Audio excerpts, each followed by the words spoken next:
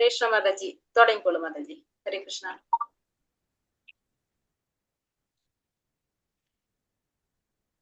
Screen share ചെയ്തിട്ട് ഹരേ കൃഷ്ണ എല്ലാവർക്കും.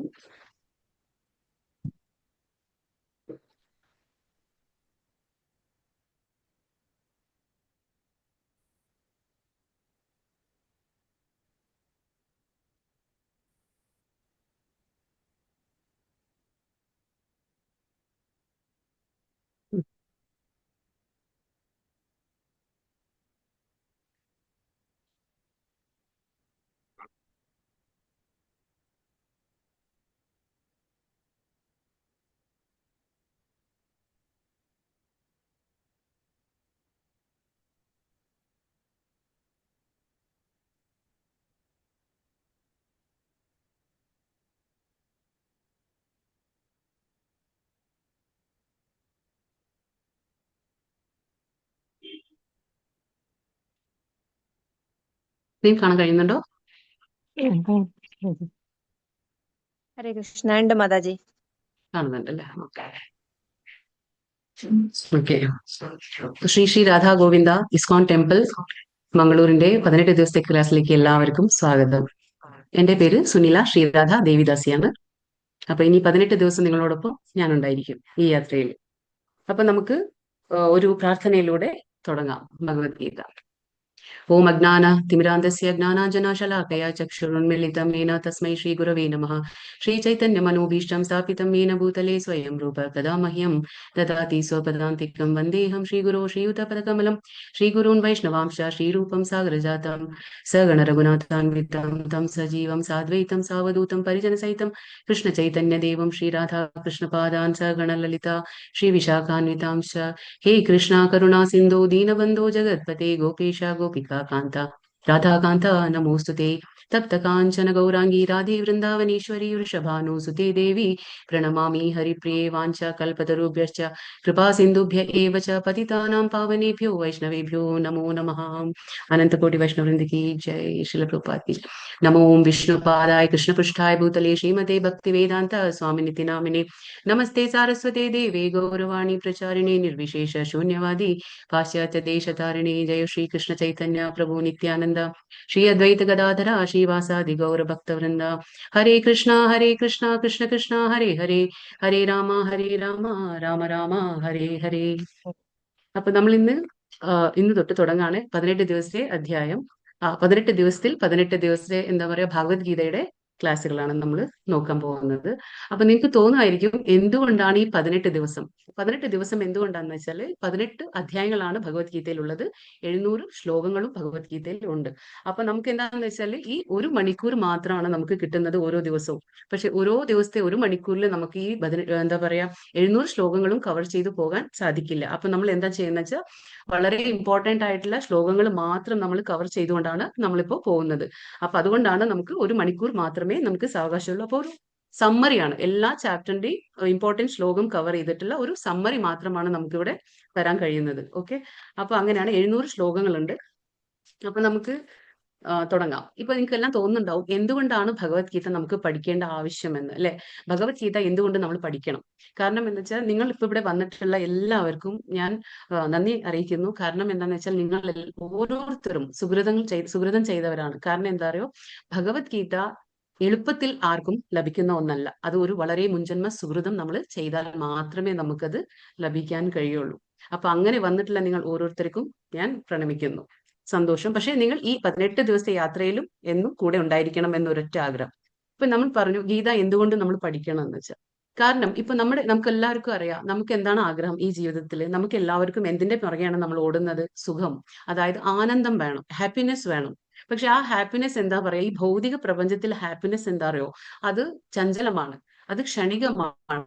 ഒരേ സ്ഥലത്ത് നമുക്ക് അത് ഹാപ്പിനെസ് ഉണ്ടായിരിക്കില്ല. അത് ഈ ദുഃഖം വരുന്ന പോലെ ഹാപ്പിനെസ്സും ക്ഷണികമായിട്ട് അത് ഇങ്ങനെ ചഞ്ചലമായിട്ട് അത് ഫ്ലിക്കർ ആയിക്കൊണ്ടിരിക്കും. അതുകൊണ്ടാണ് നമുക്ക് ആ ഹാപ്പിനെസ്സിൽ സ്ഥിരമായി ശാശ്വതമായി നിൽക്കാൻ കഴിയാത്തത്. അപ്പൊ നമുക്ക് എല്ലാവർക്കും വേണം ഹാപ്പിനെസ്. നമ്മൾ ആരും ദുഃഖം വേണമെന്ന് ചോദിക്കാറില്ല. ദുഃഖത്തിന് വേണ്ടിയിട്ട് നമ്മൾ പരിശ്രമിക്കാറുമില്ല.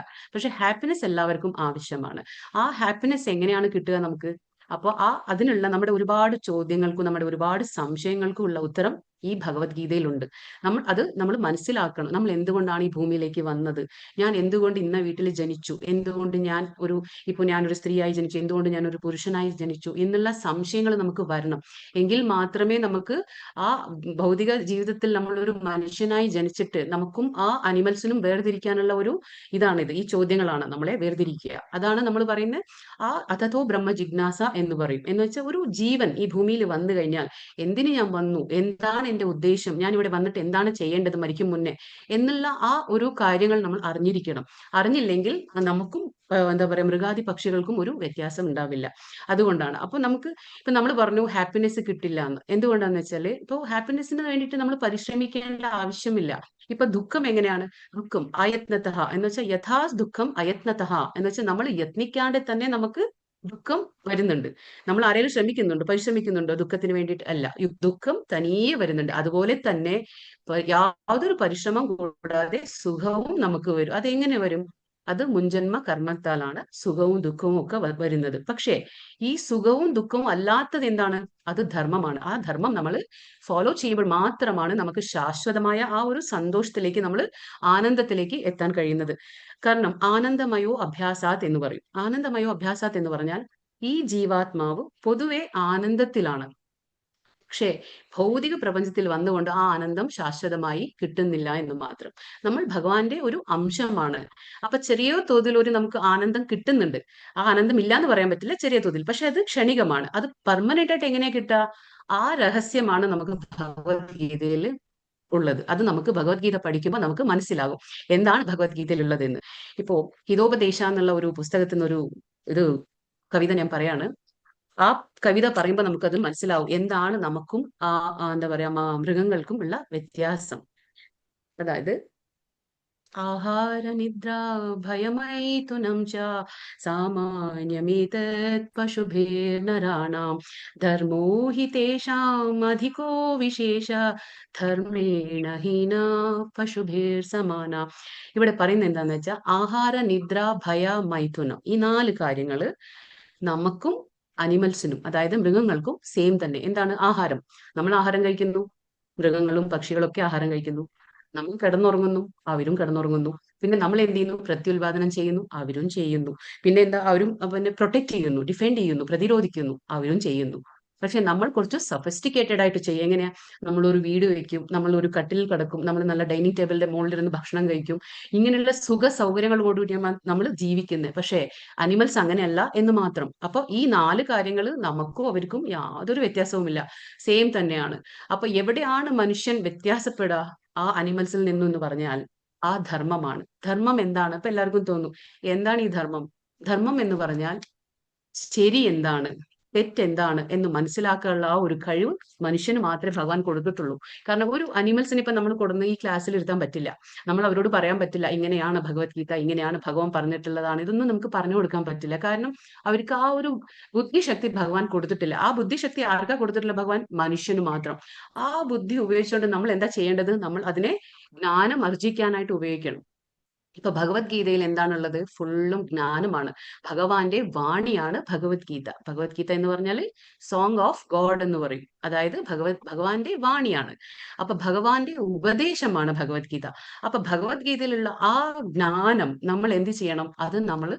അത് തിയറിയാണ്. ആ തിയറി നമ്മൾ മനസ്സിലാക്കിക്കൊണ്ട് ആ ജ്ഞാനത്തെ നമ്മൾ ആക്കുമ്പോൾ മാത്രമാണ് അത് വിജ്ഞാനമായി മാറുക. അപ്പൊ വിജ്ഞാനമാണ് ഭഗവത്ഗീത. അപ്പൊ ഭഗവത്ഗീത നമ്മൾ ജ്ഞാനം ആർജിച്ചു കഴിഞ്ഞിട്ട് അത് ഫോളോ ചെയ്യുമ്പോൾ മാത്രമാണ് അത് വിജ്ഞാനമായി മാറുള്ളൂ.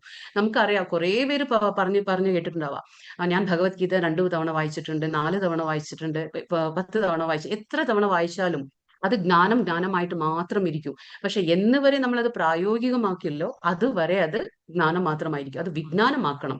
അതിൽ എന്താണ് ഭഗവാൻ പറഞ്ഞിട്ടുള്ളത്, എന്ത് ചെയ്യണം, എന്ത് ചെയ്യാൻ പാടില്ല, ഇത് നമുക്ക് ആ ഒരു നോളജ് കിട്ടുമ്പോഴാണ് അപ്പോഴാണ് നമുക്ക് ആ ഭഗവത്ഗീതയുടെ പ്രാക്ടിക്കൽ ആപ്ലിക്കാലിറ്റി എന്ന് പറയും.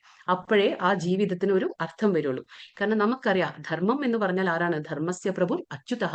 നമുക്ക് വിഷ്ണു സഹസ്രനാമം എല്ലാവർക്കും അറിയാം. ആ വിഷ്ണു സഹസ്രനാമത്തിൽ എന്താ പറയുന്നത്? ധർമ്മസ്യ പ്രഭു അച്യുതഃ. അച്യുതൻ ആരാണ്? കൃഷ്ണൻ, സ്വയം കൃഷ്ണൻ തന്നെയാണ്. അപ്പോ ആ കൃഷ്ണന് ധർമ്മം എവിടെയുണ്ടോ അവിടെ കൃഷ്ണനുണ്ട്, ഭഗവാൻ ഉണ്ട് അവിടെ. അപ്പൊ ആ ധർമ്മത്തിൽ നടക്കുന്നവർക്ക് എപ്പോഴും തോൽവി ഉണ്ടാവില്ല എന്നുള്ളതാണ്. അപ്പൊ ഭഗവത്ഗീതയിൽ നമുക്ക് മനസ്സിലാക്കാൻ പറ്റാവുന്ന കാര്യങ്ങളും ഇത് തന്നെയാണ്. അപ്പൊ ഭഗവത്ഗീതയ്ക്ക് ഒരുപാട് പ്രാശസ്ത്യമുണ്ട്. നമ്മളത് മനസ്സിലാക്കണം. നമ്മുടെ ഈ ചോദ്യങ്ങളുണ്ടല്ലോ, ഞാൻ ആരാ, എന്തിനു വന്നു, അപ്പൊ ഇത് നമുക്ക് 3 തരത്തിൽ തിരിക്കാം. എങ്ങനെയെന്ന് വെച്ചാൽ, ഒരു സംബന്ധ, അഭിധേയ, പ്രയോജന എന്ന് പറയും. സംബന്ധ എന്ന് പറഞ്ഞാൽ എന്താണ്? നമുക്കും ഭഗവാനുമായിട്ടുള്ള ഒരു ബന്ധം, അതിന് നമ്മൾ സംബന്ധ എന്ന് പറയും. പിന്നീട് നമുക്ക് എന്താ മനസ്സിലാവുക? എന്താ പറയുക? അഭിധേയ. ഇപ്പൊ ഞാനും ആ ഭഗവാനും തമ്മിൽ എന്താണ് ബന്ധം എന്ന് മനസ്സിലാക്കുമ്പോൾ ഞാൻ എന്ത് ചെയ്യണം? ഉടനടി ഞാൻ പ്രവർത്തിക്കണം. ആ ഭഗവാനെ ഞാൻ എങ്ങനെയാണ് പ്രീതിപ്പെടുത്തുക, അത് അറിഞ്ഞുകൊണ്ട് ഞാൻ പ്രവർത്തിക്കണം. എങ്ങനെ പ്രവർത്തിക്കണം? ഊഹാപോഹങ്ങളിലൂടെ അല്ല, അത് ഭഗവാൻ പറഞ്ഞ രീതിയിൽ പ്രവർത്തിക്കണം. അതാണ് ഈ ഭഗവത്ഗീതയിൽ ഭഗവാൻ നമുക്ക് പറഞ്ഞു തന്നിട്ടുള്ളത്. അപ്പൊ ഭഗവാൻ പറഞ്ഞു തന്നിട്ടില്ല, ആ രീതിയിൽ നമ്മൾ പ്രവർത്തിക്കുമ്പോൾ അതെന്തായി? അഭിധേയമായി മാറി. അപ്പൊ ഭഗവാന്റെ ബന്ധം മനസ്സിലാക്കി നമ്മൾ അഭിധേയ ചെയ്യുമ്പോൾ, അതായത് പ്രവർത്തിക്കുമ്പോൾ എന്താണ് കിട്ടുക? മൂന്നാമത്തേത് പ്രയോജനം.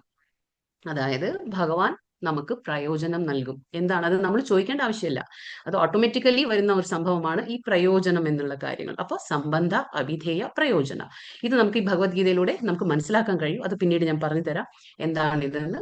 അപ്പൊ ഈ 3 മെയിൻ ആയിട്ട് നമുക്ക് ഉള്ളത്. അപ്പൊ ഒരു ഭഗവാനും ഭക്തനും ഭക്തി, 3 കാര്യങ്ങളാണ് ഇവിടെ ഉള്ളത്. ഭഗവാനുണ്ട്, ഭക്തന്മാരുണ്ട്, പിന്നെ ഭക്തിയുണ്ട്. ആ 3 ഉണ്ടായിരിക്കണം. ഭഗവാൻ, ഭക്തി, ഭഗവാനും ഭക്തി, ഭക്തനും. ഈ 3 ചേരുമ്പോഴാണ് ആ യഥാർത്ഥമായിട്ട് അത് ഭഗവത് സേവനമാവുന്നത്. അപ്പൊ നമുക്കിപ്പോ ഇത്ര മനസ്സിലായി ഭഗവത്ഗീത എന്താണെന്നും. ഭഗവത്ഗീതയിൽ 700 ശ്ലോകങ്ങളുണ്ട്, 18 അധ്യായങ്ങളുണ്ട്. അപ്പൊ 18 അധ്യായങ്ങളും നമ്മൾ ഓരോ ദിവസം ഓരോ അധ്യായം വെച്ചിട്ടാണ് നമ്മളിപ്പോ പോകുന്നത്. അപ്പൊ ഇപ്പൊ ഫസ്റ്റ് ചാപ്റ്റർ വന്നിട്ട് നമുക്ക് എന്താ മനസ്സിലാക്കാന്ന് പറഞ്ഞാൽ, അത് യുദ്ധഭൂമി, അതായത് കുരുക്ഷേത്ര യുദ്ധഭൂമിയിലെ സൈന്യ നിരീക്ഷണമാണ്. അത് നമുക്ക് കാണാം. പിന്നെ ഈ ഇസ്കോൺ എന്ന് പറഞ്ഞാൽ നിങ്ങൾക്ക് എല്ലാവർക്കും അറിയായിരിക്കും, international society for Krishna consciousness ആണ്. അതായത് അന്താരാഷ്ട്ര കൃഷ്ണാവബോധ സമിതി. ഇവിടെ എല്ലാവരും സ്ത്രീകളെ മാതാജി എന്നും പ്രഭുക്കന്മാരെ, ആണുങ്ങളെ, അതായത് പുരുഷന്മാരെ നമ്മൾ പ്രഭു എന്നാണ് വിളിക്കുന്നത്. അങ്ങനെയാണ് സംബോധന ചെയ്യുന്നത്. അപ്പൊ നമുക്ക് തുടങ്ങാം അല്ലെ. ഈ ചിത്രത്തിൽ കാണുന്നതാണ് ഭഗവത്ഗീത യഥാരൂപം എന്നെഴുതിയ ഇസ്കോന്റെ സംസ്ഥാപക ആചാര്യനാണ്. അതായത് ദിവ്യ പൂജ്യശ്രീ ശ്രീമദ് AC ഭക്തിവേദാന്ത സ്വാമി പ്രഭുപാദരാണ് ഈ ചിത്രത്തിൽ കാണുന്നത്. ഈ യഥാരൂപം പുസ്തകം എഴുതിയ അവരാണ്. നമുക്ക് ആ പുസ്തകം ഞാൻ കാണിച്ചു തരാണ്. ഇതാണ് ഭഗവത്ഗീത യഥാരൂപം. ഇതാണ് പുസ്തകം. അപ്പൊ ഇതിന്റെ ഗ്രന്ഥകർത്താവും വ്യാഖ്യാതാവുമാണ് ഈ ചിത്രത്തിൽ കാണുന്ന പ്രഭുപാദർ. ഇപ്പൊ നമുക്ക് ഭഗവത്ഗീത എന്താന്ന് മനസ്സിലായി, അതിൽ എത്ര ശ്ലോകമുണ്ട്, അതെന്താണെന്ന് മനസ്സിലായി. ഇപ്പൊ നമുക്ക് അത് എഴുതിയ ആ ഗ്രന്ഥകർത്താവിനെ കുറിച്ചൊന്ന് നമുക്ക് അറിയാം. ഇപ്പൊ ഈ ഭഗവത്ഗീത എഴുതിയത് ഞാൻ പറഞ്ഞു ശ്രീല പ്രഭുപാദരാണ്. അപ്പൊ ആ പ്രഭുപാദർ ജനിച്ചത് കൊൽക്കത്തയിൽ 1896 കൊൽക്കത്തയിലാണ് ജനിക്കുന്നത്. ജനിക്കുന്നതേ ഒരു വൈഷ്ണവ കുടുംബത്തിലായിരുന്നു. ആ അച്ഛനും അമ്മയും ഒരു വൈഷ്ണവനായതുകൊണ്ട് തന്നെ മകനും ചെറുപ്പത്തിൽ തന്നെ കൃഷ്ണനെ കുറിച്ച് അറിയാനും ഒരുപാട് മനസ്സിലാക്കാനും കഴിഞ്ഞു. അപ്പോൾ അവരുടെ അച്ഛന്റെ പേര് വന്നിട്ട് ഗൗർ മോഹൻദേ, അമ്മയുടെ പേര് രജനി. രണ്ടുപേരും വൈഷ്ണവനായതുകൊണ്ട് ചെറുപ്പത്തിൽ തന്നെ ഈ പ്രഭുപാദരുടെ പേര് അഭയ്ചരൺ. അപ്പൊ ഈ അഭയ്ചരണ് വല്ലാത്ത ഒരു ഇഷ്ടം തോന്നുകയാണ് കൃഷ്ണന്റെ കാര്യങ്ങളിൽ വല്ലാതെ ഒരു ഇഷ്ടം തോന്നുക. സാധാരണയായിട്ട് നമ്മൾ ചെറുപ്പത്തിൽ കുട്ടികളെ കാണാം, കുട്ടികൾക്ക് എന്താണ് ഇഷ്ടം? കൂടുതൽ കളിക്കണം, അങ്ങനെയുള്ള ആ ഒരു ഇഷ്ടങ്ങളല്ലേ ഉണ്ടാവുക. പക്ഷേ പ്രഭുപാദർ അങ്ങനെയല്ലായിരുന്നു.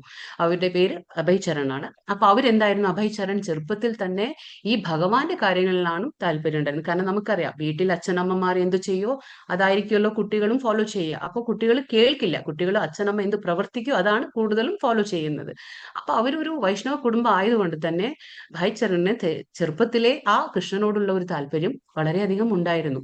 അപ്പൊ ഇവിടെ എന്താ സംഭവിക്കുന്നത്? ഈ ചിത്രത്തിൽ നമുക്ക് കാണാം, ഇവിടെ രഥോത്സവം, ഇതിലെ ചെറിയൊരു രഥോത്സവം നടത്താണ്. അതെന്താന്ന് വെച്ചാല് നമുക്ക് എല്ലാവർക്കും അറിയാം, ഇപ്പൊ കഴിഞ്ഞ മാസം കഴിഞ്ഞതേ ഉള്ളൂ രഥോത്സവം. ഒറീസയിൽ വളരെയധികം ഫേമസ് ആണ്. ജഗന്നാഥ് പുരിയിലെ രഥോത്സവം എന്ന് പറഞ്ഞാൽ ലോകമെമ്പാടും വളരെയധികം പ്രശസ്തി നേടിയതാണ്. അപ്പോ ഈ രഥോത്സവം കൊൽക്കത്തയിലും നടക്കുന്നുണ്ടായിരുന്നു. അപ്പോ ഈ അഭയ്ചരണ് ചെറുപ്പത്തിൽ തന്നെ ഒരു മോഹം തോന്നാണ്, എനിക്കും രഥോത്സവം നടത്തണം എന്ന്.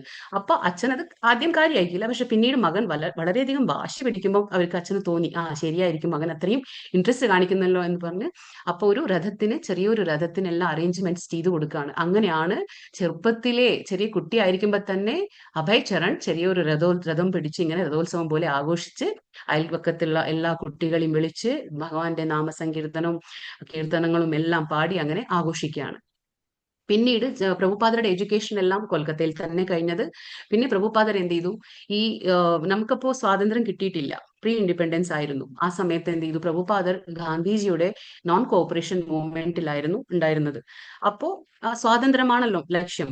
പക്ഷേ അപ്പോ ആ സമയത്ത് എന്താ സംഭവിക്കാന്ന് വെച്ചാല്, പ്രഭുപാദരുടെ ഒരു സുഹൃത്ത് മുഖാന്തരം അവര് ഒരു ഗുരുവിനെ കാണാൻ ഇടയായി. ആ ഗുരുവിന്റെ പേരാണ് ഭക്തി സിദ്ധാന്ത സ്വാമി സരസ്വതി ഗോസ്വാമി. ഭക്തി സിദ്ധാന്ത സ്വാമി സരസ്വതി ഗോസ്വാമിയാണ് ഈ ചിത്രത്തിൽ നമുക്ക് ഈ നടുവിൽ കാണാം. ഇവരാണ് അവര്. അപ്പോ അവർക്ക് ആദ്യം പ്രഭുപാദ് വിസമ്മതിച്ചു പോവാൻ.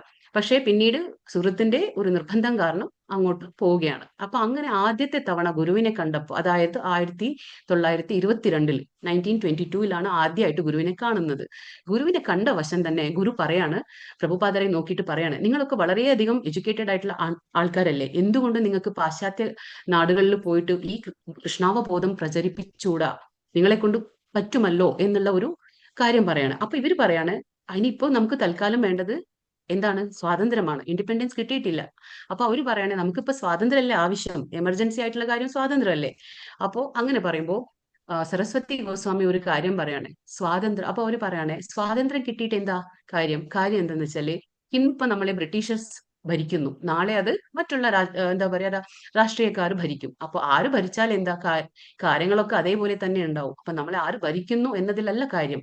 അപ്പൊ ഇപ്പോ ഏറ്റവും എമർജൻസി ആയിട്ടുള്ള കാര്യമാണ് കൃഷ്ണാവബോധം പ്രചരിപ്പിക്കുക എന്നത്. അപ്പൊ ഇത് പ്രഭുപാദർക്ക് വളരെയധികം മനസ്സിൽ കൊണ്ടു. അപ്പൊ ആ ഒരു നിർദ്ദേശം ഇങ്ങനെ മനസ്സിൽ അവർ വെച്ചുകൊണ്ടിരിക്കുകയാണ്. എന്നിട്ട് ഒരു 10 വർഷത്തിന് ശേഷം, അതായത് 1932 10 വർഷത്തിന് ശേഷമാണ് പ്രഭുപാദർ ഈ ഗുരുവിൽ നിന്നും ദീക്ഷ സ്വീകരിക്കുകയാണ്. അങ്ങനെ ദീക്ഷ സ്വീകരിച്ചു. ഒരു പരമപൂജ്യ ദിവ്യപൂജ്യ ശ്രീമദ് ഭക്തി വേദാന്ത സ്വാമി പ്രഭുപാദരായി മാറി. അങ്ങനെയാണ് പിന്നീട് അവർക്ക് അവരുടെ മോഹമുണ്ട്, അവരുടെ മനസ്സിലൊരു മോഹമുണ്ട്, ഗുരുവിന്റെ ആദേശം പാലിക്കണം എന്നുള്ള ഒരു മോഹമുണ്ട്.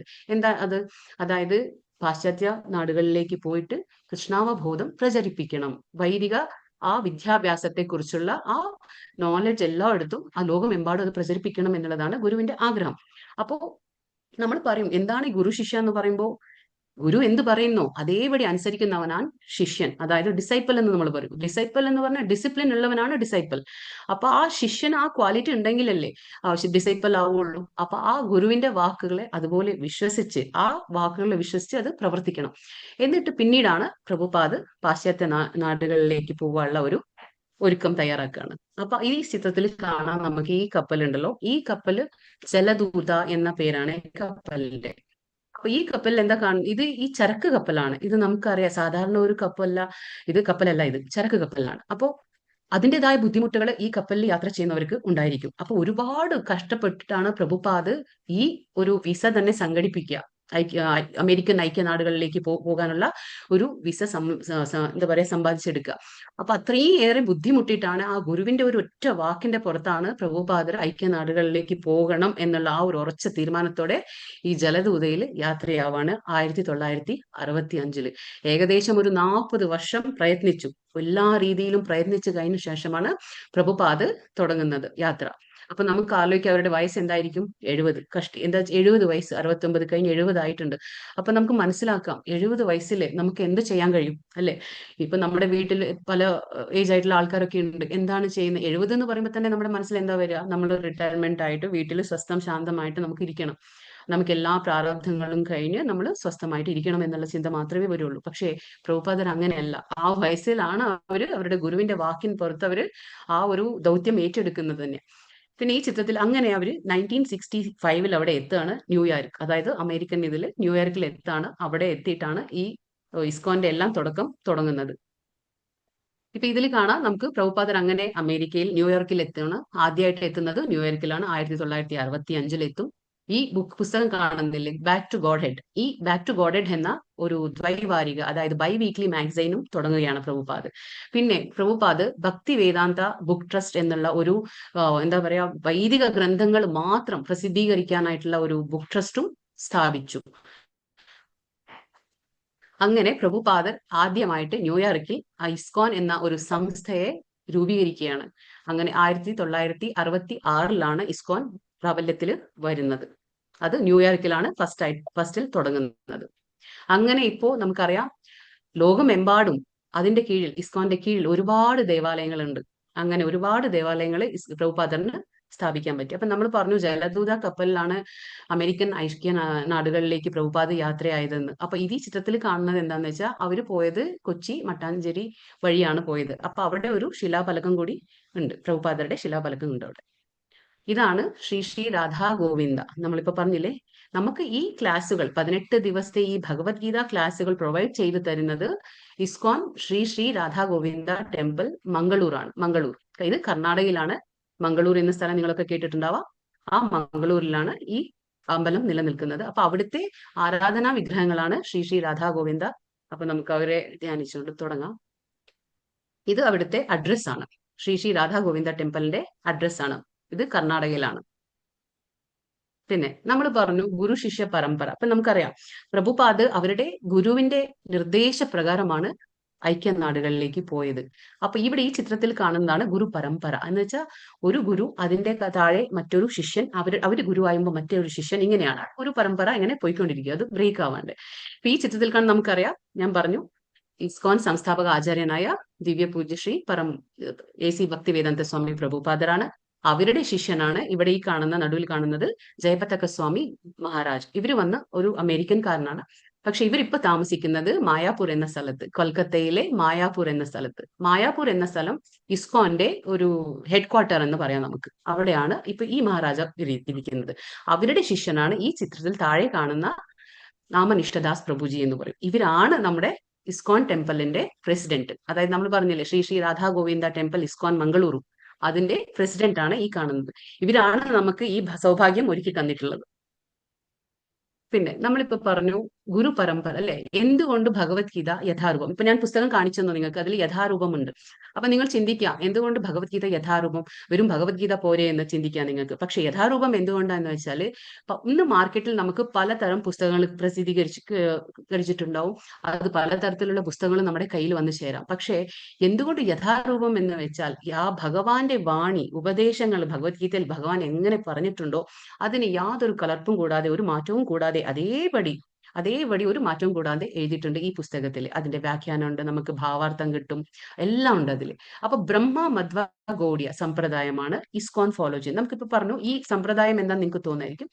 അപ്പൊ കൃഷ്ണൻ, ഇവിടെ നമുക്ക് ചിത്രത്തിൽ കാണാം കൃഷ്ണൻ, മുകളിൽ കൃഷ്ണൻ ഉണ്ട്. അപ്പൊ കൃഷ്ണന്റെ കീഴിൽ 4 അധികൃതമായ പരമ്പരകളുണ്ട്. അതായത് ബ്രഹ്മം പരമ്പര സമ്പ്രദായം, ബ്രഹ്മ സമ്പ്രദായം, രുദ്ര സമ്പ്രദായം, ശ്രീ സമ്പ്രദായം എന്നുള്ള 4 പരമ്പരകളുണ്ട്, കുമാര സമ്പ്രദായം. പക്ഷെ ഈ സമ്പ്രദായങ്ങൾ നിലനിന്ന് പോകണമെങ്കിൽ ആ ഗുരു ശിഷ്യ ഇതിങ്ങനെ ഉണ്ടല്ലേ, നമ്മൾ കാണുന്നില്ല ഇങ്ങനെ ആ പരമ്പര തുടർച്ചയായിട്ടും പോകണം. എവിടെയെങ്കിലും ഒരു ബ്രേക്ക് വന്നു കഴിഞ്ഞാൽ ആ ഗുരു ശിഷ്യ പരമ്പര ബ്രേക്ക് ആയി പോകും.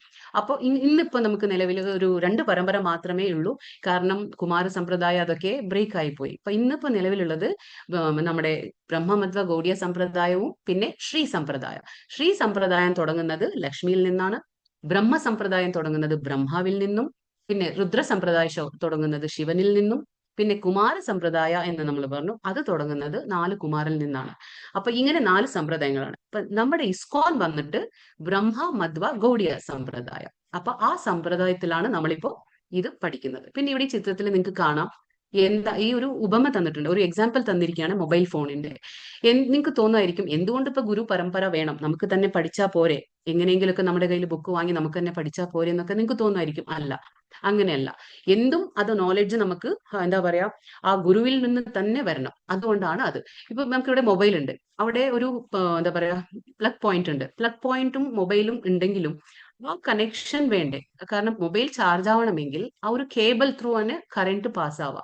അപ്പൊ ഒരു കേബിളിന്റെ വളരെ ആവശ്യമുണ്ട്, അതായത് ചാർജറിന്റെ ആവശ്യമുണ്ട്. അപ്പൊ ചാർജർ എല്ലാ ടൈപ്പും ഉണ്ട് നമുക്ക്. പക്ഷെ നമ്മുടെ ഫോണിൽ ചാർജ് ചെയ്യണമെങ്കിൽ ആ പർട്ടിക്കുലർ ചാർജർ ഇട്ടിട്ടല്ലേ നമുക്ക് ചാർജ് ആവുള്ളൂ. അപ്പോഴാണ് ആ കണക്ഷൻ വന്ന് മൊബൈൽ ചാർജ് ആയി കിട്ടുക.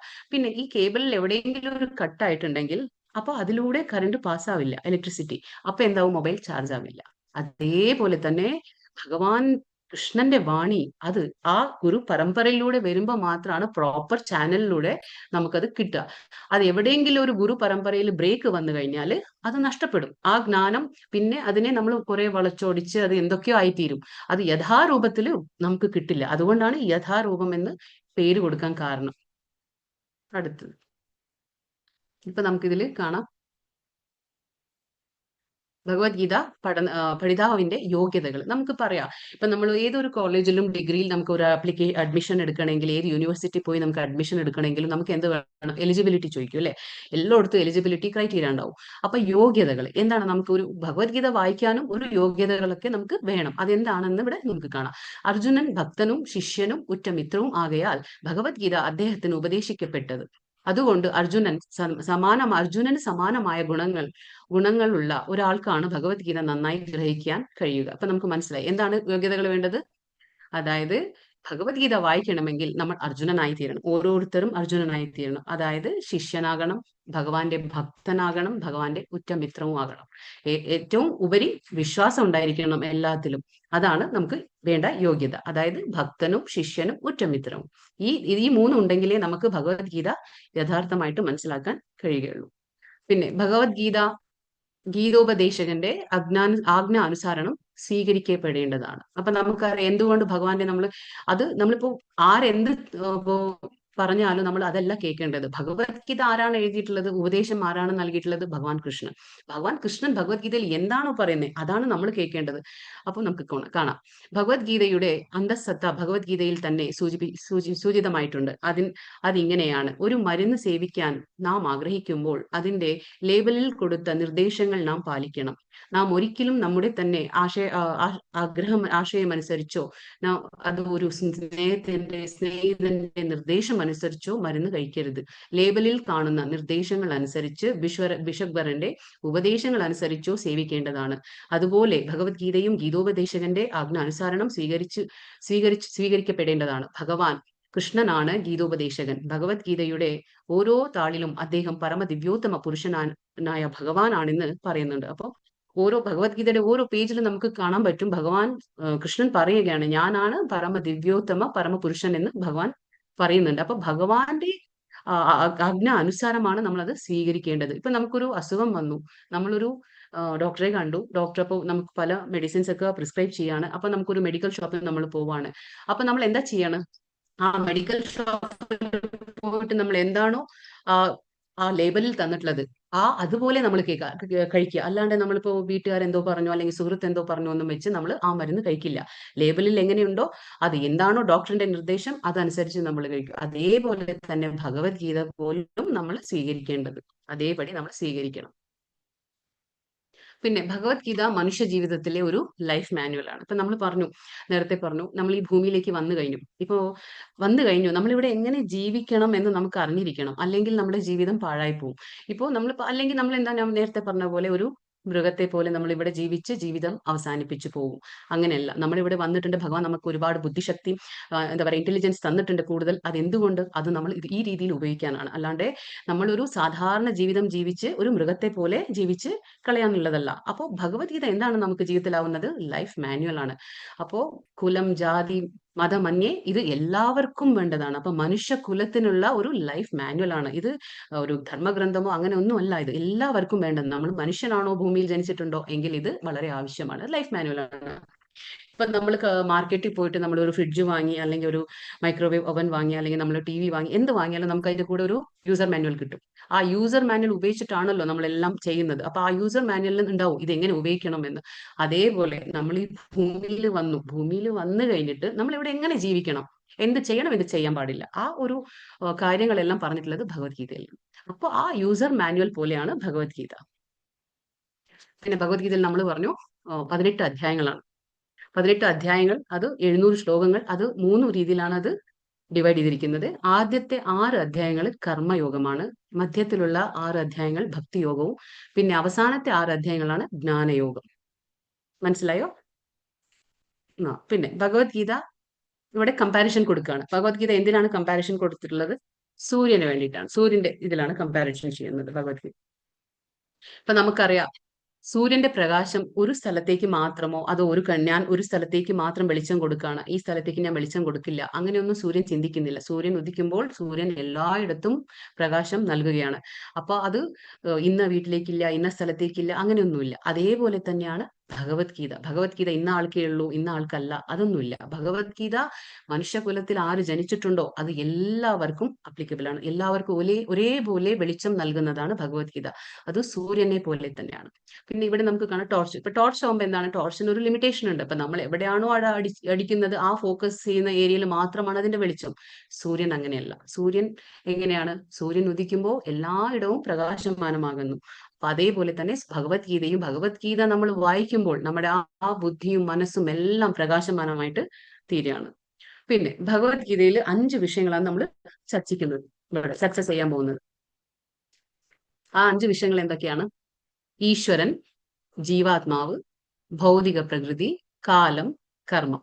ഈ 4 കാര്യങ്ങളാണ് നമ്മളിവിടെ ചർച്ച ചെയ്യാൻ പോകുന്നത്. ഈശ്വരൻ എന്ന് പറഞ്ഞാൽ ഭഗവാനാണ്, ജീവാത്മാവും എല്ലാം നമ്മളാണ്, ഭൗതിക പ്രകൃതി മെറ്റീരിയൽ നേച്ചർ ആണ്, ഈ കാണുന്ന നമ്മൾ നേച്ചർ ആണ്, പിന്നെ കാലം ടൈം എന്ന് പറയും, പിന്നെ കർമ്മം പ്രവർത്തനങ്ങൾ, ഇതൊക്കെയാണ്.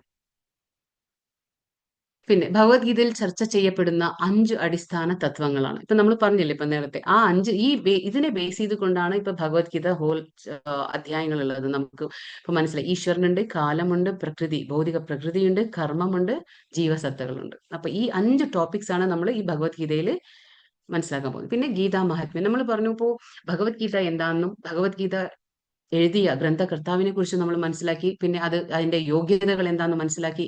എന്താണ് അതിന്റെ യോഗ്യത അത് മനസ്സിലാക്കി.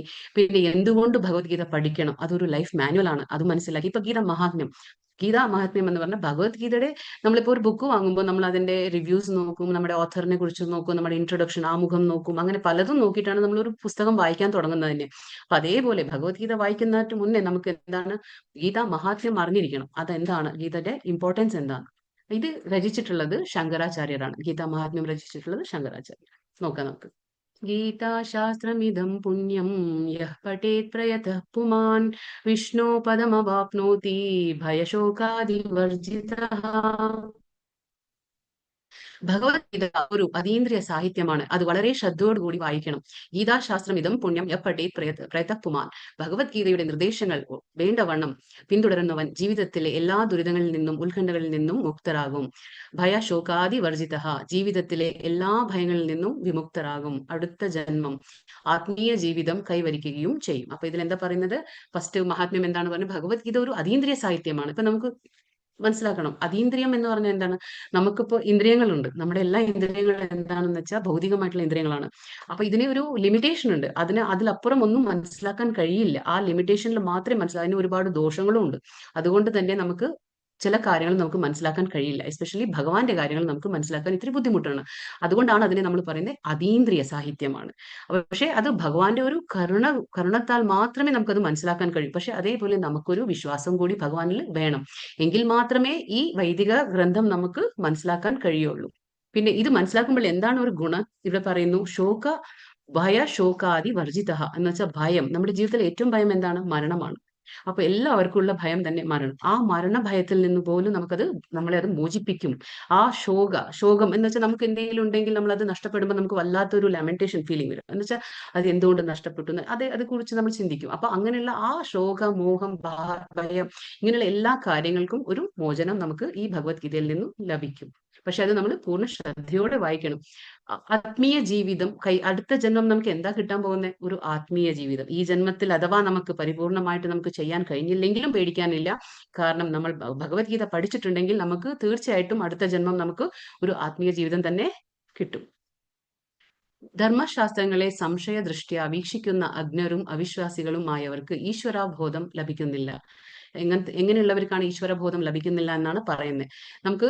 ഞാൻ നേരത്തെ പറഞ്ഞു, നമ്മൾ യോഗ്യതകളിൽ നമ്മൾ ഉറ്റ മിത്രമായിരിക്കണം, ഭഗവാന്റെ ഭക്തനായിരിക്കണം, ഭഗവാന്റെ എന്താ പറയുക ശിഷ്യനായിരിക്കണം. എങ്കിൽ മാത്രമേ നമുക്ക് ഈ ഭഗവത്ഗീത മനസ്സിലാക്കാൻ കഴിയുള്ളൂ. ഇപ്പൊ ഇവിടെ നമ്മളിപ്പോ ഈ ധർമ്മശാസ്ത്രങ്ങളെയൊക്കെ അത് ശരിയാണോ, അങ്ങനെയാണോ, ഇതിൽ പറഞ്ഞിട്ടുള്ള കാര്യങ്ങൾ സത്യമാണോ, അങ്ങനെയുള്ള ഈ ഊഹാപോഹങ്ങൾ അല്ലെങ്കിൽ സംശയദൃഷ്ടിയിൽ നമ്മൾ നോക്കുക, അവിശ്വസിച്ച് നമ്മൾ വായിക്കാനിരിക്കുക, അങ്ങനെയൊക്കെ ആകുമ്പോൾ ഇത് എന്താ പറയാ, നമുക്ക് ഗ്രഹിക്കാൻ അപ്പുറമാണ്. നമുക്ക് ഒരിക്കലും ഗ്രഹിക്കാൻ കഴിയില്ല ഇത്. പക്ഷെ ഭഗവാന്റെ ഒരു കരുണത്താൽ മാത്രമാണ് നമ്മൾ ആ വിശ്വാസം ഭഗവാനിൽ അർപ്പിച്ചു ഇരുന്നു കഴിഞ്ഞാൽ മാത്രമേ ഈ ഭഗവത്ഗീത നമുക്ക് മനസ്സിലാക്കാൻ കഴിയുള്ളൂ. രണ്ടാമത്തെ ശ്ലോകം. गीताध्ययनशीलस्य प्राणायामपरस्य च नैव सन्ति हि पापानि पूर्वजन्मकृतानि च. ഇവിടെ പറയുന്നത് ആത്മാർത്ഥമായി ഗൗരവമായി ഭഗവത്ഗീത വായിക്കുന്ന ഒരാളെ ഭഗവത് കരുണയാൽ മുമ്പ് ചെയ്ത പാപങ്ങളുടെ ഫലം ബാധിക്കുകയില്ല. ഇവിടെ എന്താ പറയുന്നത്? നമ്മളെ പാപങ്ങളിൽ നിന്ന് മോചിപ്പിക്കുകയാണ് ഭഗവത്ഗീത. നമ്മൾ പക്ഷെ എങ്ങനെ പഠിക്കണം? ആത്മാർത്ഥമായിട്ട് ഗൗരവമായിട്ട്, എന്ന് വെച്ചാൽ സീരിയസ് ആയിട്ട് വേണം പഠിക്കാൻ. അല്ലാണ്ട് ലൈറ്റ്ലി. ഇത് ഒരു സാധാരണ ഒരു ലൗകിക സാഹിത്യമല്ല. ഇത് ഭഗവത്ഗീത ഭഗവാന്റെ വാണിയാണ്. ഭഗവാൻ ശ്രീകൃഷ്ണന്റെ പദ്മത്തിൽ നിന്നും വന്നിട്ടുള്ള ഒരു വാണിയാണ്. അപ്പൊ നമ്മൾ അതേ സീരിയസ് ആയിട്ട് നമ്മൾ ഇരിക്കണം വായിക്കുമ്പോൾ. അതേ ആത്മാർത്ഥത നമുക്കുണ്ടായിരിക്കണം ഇത് വായിക്കുമ്പോൾ. അങ്ങനെയുള്ള ആൾക്ക് എന്താണ് ഉണ്ടാവുന്നത്? ഭഗവത് കരുണയാൽ. ഞാൻ നേരത്തെ പറഞ്ഞു, ഭഗവാന്റെ മർസി വേണം, കരുണ വേണം, അല്ലെങ്കിൽ ഒന്നും തന്നെ സാധിക്കില്ല. അങ്ങനെ ഭഗവാന്റെ കരുണ കിട്ടുമ്പോൾ മാത്രമാണ് നമ്മുടെ മുൻജന്മത്തിൽ നമ്മൾ ചെയ്ത പാപങ്ങൾ പോലും ഇല്ലാതാകുന്നു. ഉണ്ടെങ്കിൽ തന്നെ നമുക്കത് ബാധിക്കുകയില്ല. ഗീതാമാതി. ഭഗവത്ഗീത പരമദിവ്യോത്തമ പുരുഷന്റെ മുഖനിർഗതമാണ്. ഗംഗ ഭഗവാന്റെ പാദ പങ്കജ നിർഗതവുമാണ്. ഭഗവാന്റെ മുഖവും പാദവും തമ്മിൽ തീർച്ചയായും യാതൊരു വ്യത്യാസവുമില്ല. എങ്കിലും പക്ഷപാതമില്ലാത്ത ഒരു പഠനത്തിൽ ഭഗവത്ഗീത ഗംഗാജലത്തേക്കാൾ കുറെ കൂടി പ്രധാനമാണെന്ന് മനസ്സിലാക്കാം. ശരിക്കും നമുക്കറിയാം ഗംഗാജലത്തിന്റെ മഹിമ എന്താണെന്ന് നമുക്ക് എല്ലാവർക്കും അറിയാം. ഗംഗാജലം എവിടെ നിന്ന് വന്നതാണ്? ഭഗവാന്റെ പാദത്തിൽ നിന്നും ഗംഗാജലം ഉത്ഭവിച്ചിട്ടുള്ളതാണ്. അതേപോലെ ഭഗവത്ഗീത എവിടെ നിന്നാണ്? ഭഗവാന്റെ മുഖത്തിൽ നിന്നും. പക്ഷെ ഭഗവാൻ ദിവ്യോത്തമ പരമപുരുഷനായതുകൊണ്ട് നമുക്കവിടെ ഭഗവാന്റെ എന്താ പറയാ മുഖപദ്മവും പാദപദ്മവും വ്യത്യാസമില്ല. രണ്ടും ഒന്ന് തന്നെയാണ്. പക്ഷെ എങ്കിലും ഒരു കമ്പാരിഷൻ നമ്മൾ നടത്തുകയാണെങ്കിൽ ഭഗവാന്റെ മുഖപദ്മത്തിൽ നിന്നും വന്നിട്ടുള്ള ആ ഭഗവത്ഗീത എന്ന് പറയുന്ന ആ ഒരു ഗീത ഗംഗാജലത്തേക്കാൾ കുറെ കൂടി പ്രാധാന്യം ഉള്ളതാണ്. അപ്പൊ അതിൽ നിന്ന് നമുക്ക് മനസ്സിലാക്കാൻ എത്രത്തോളം പ്രാധാന്യമുണ്ടെന്ന്. കാരണം ഭഗവാന്റെ സ്വന്തം വാണിയാണത്, ഉപദേശമാണത്. മലിനേ മോചനം പുംസാം ജലസ്നാനം ദിനേ ദിനേ സുഹൃദ്ഗീതാമൃതസ്നാനം സംസാരമലനാശനം. മലിനേ മോചനം പുംസാം ജലസ്നാനം ദിനേ ദിനേ സുഹൃദ്ഗീതാമൃത സ്നാനം സംസാരമലനാശം. നിത്യവും ജലത്തിൽ സ്നാനം ചെയ്ത് ദേഹശുദ്ധി വരുത്താം. എന്നാൽ ഭഗവത്ഗീതയാകുന്ന ഗംഗാജലത്തിൽ ഒരിക്കലെങ്കിലും സ്നാനം ചെയ്യുന്ന വ്യക്തിയുടെ ഭൗതിക ജീവിതത്തിലെ എല്ലാ മാലിന്യങ്ങളും നശിച്ചു പോകും. അപ്പൊ നമുക്കറിയാം, നമ്മൾ ദേഹശുദ്ധി വരുത്താൻ എങ്ങനെയാണ്? ഡെയിലി നമ്മൾ എഴുന്നേറ്റ് കുളിക്കും, അങ്ങനെ ദേഹശുദ്ധി വരുത്തും. പക്ഷെ മാനസികമായിട്ട് നമ്മുടെ എന്താ പറയാ ആത്മാവ് ശുദ്ധീകരിക്കപ്പെടണമെങ്കിൽ നമ്മൾ ഭഗവത്ഗീത വായിച്ചിരിക്കണം. ദിനവും സ്നാനം ചെയ്തുകൊണ്ട് ദേഹശുദ്ധി വരുത്തുന്നത് പോലെ തന്നെ ഭഗവത്ഗീതയാകുന്ന ആ ഗംഗാജലത്തിൽ, ഭഗവത്ഗീത എന്താ പറയുന്നത്? നമുക്കറിയാം ഗംഗാജലത്തിന് അത്ര ഇമ്പോർട്ടൻസ് ഉണ്ട്. അപ്പൊ ആ ഭഗവത്ഗീതയാകുന്ന ആ ഗംഗാജലത്തിൽ നമ്മൾ ഒരിക്കലെങ്കിലും മുങ്ങി എണിച്ചു കഴിഞ്ഞാൽ, എന്ന് വെച്ചാൽ നമ്മൾ ആ പഠിച്ചു കഴിഞ്ഞാൽ, അപ്പോൾ നമ്മുടെ പറയാനുണ്ടോ, നമ്മുടെ എല്ലാ മാലിന്യങ്ങളും നശിച്ചു പോകും. ഇത് നമുക്ക് ലാസ്റ്റ് പറയാം. ശ്രവണത്തിന്റെ മഹിമ, ഭഗവത്ഗീത ശ്രവണം ചെയ്താൽ എന്താണ് അതിന്റെ ആ പുണ്യം എന്നുള്ളത് നമുക്ക് നോക്കാം. ഗീതാ സുഗീത കർത്തവ്യ കിമന്യൈ ശാസ്ത്ര വിസ്തരൈഃ യാ സ്വയം പദ്മനാഭസ്യ മുഖപദ്മാത്മി നിസ്സൃത. ഭഗവത്ഗീത പരമദിവ്യോത്തമ പുരുഷനാൽ ആകയാൽ മറ്റൊരു വേദസാഹിത്യവും പഠിക്കേണ്ടതില്ല. ഭഗവത്ഗീത ശ്രദ്ധയോടും കൃത്യനിഷ്ഠയോടും കൂടി ശ്രവിക്കുകയും വായിക്കുകയും ചെയ്താൽ മതി. ഇന്നത്തെ കാലത്ത് ആളുകൾ ലൗകിക വ്യാപാരത്തിൽ അത്രയധികം മുഴുകിയിരിക്കുന്നത് എന്നുകൊണ്ട് വേദസാഹിത്യം മുഴുവൻ വായിക്കുക അവർക്ക് അസാധ്യമത്രേ. എന്നാൽ അത് ആവശ്യമില്ല. ഈ ഒരൊറ്റ ഗ്രന്ഥം ഭഗവത്ഗീത മതി. കാരണം അത് എല്ലാ വേദസാഹിത്യങ്ങളുടെയും സാരസർവസ്വമാണ്. മാത്രമല്ല പ്രത്യേകിച്ചും പരമദിവ്യോത്തമ പുരുഷനാൽ ഉപദേശിച്ചതും ആണ്. അപ്പൊ നമുക്ക് എന്താ ഇവിടെ പറയുന്നത്? നമുക്ക് എന്താ പറയാ ശ്രദ്ധയോട് വായിക്കുകയും ശ്രവിക്കുകയും ചെയ്താൽ അതിന് ഒരുപാട് എന്താ പറയാ ലൗകിക ഇന്നിപ്പോ നമുക്ക് എല്ലാം അറിയാം. നമുക്ക് ഒരുപാട് കാര്യങ്ങളുണ്ട്, നമുക്ക് ജോലിയുണ്ട്, വീട്ടിലെ കാര്യങ്ങളുണ്ട്, പലതും ഉണ്ട് നമുക്ക്. അപ്പൊ നമ്മൾ പറയും പഠിക്കാൻ നമുക്ക് സമയമില്ല എന്ന്. പക്ഷെ ഒരുപാട് ലൗകിക സാഹിത്യങ്ങളൊന്നും വായിക്കേണ്ട ആവശ്യമില്ല. ഒരേ ഒരൊറ്റ ഗ്രന്ഥം ഈ ഭഗവത്ഗീത ശ്രവിക്കുകയും വായിക്കുകയും ചെയ്താൽ മാത്രം മതി. അത് എന്തുകൊണ്ട് അങ്ങനെ പറയുന്നത് വെച്ചാൽ എല്ലാ വേദങ്ങളുടെയും സർവസ്വമാണത്.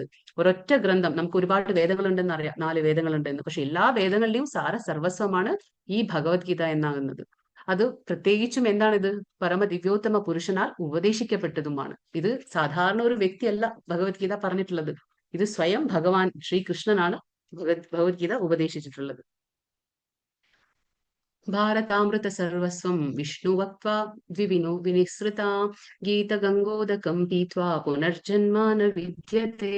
ഗംഗാജലം പാനം ചെയ്യുന്നവർ മോക്ഷം പ്രാപിക്കുന്നു. ഭഗവത്ഗീതാമൃതം പാനം ചെയ്യുന്നവരുടെ കുറിച്ച് പിന്നെ എന്ത് പറയാൻ? മഹാഭാരതത്തിന്റെ സാരമൃതം അത്രേ ഭഗവത്ഗീത.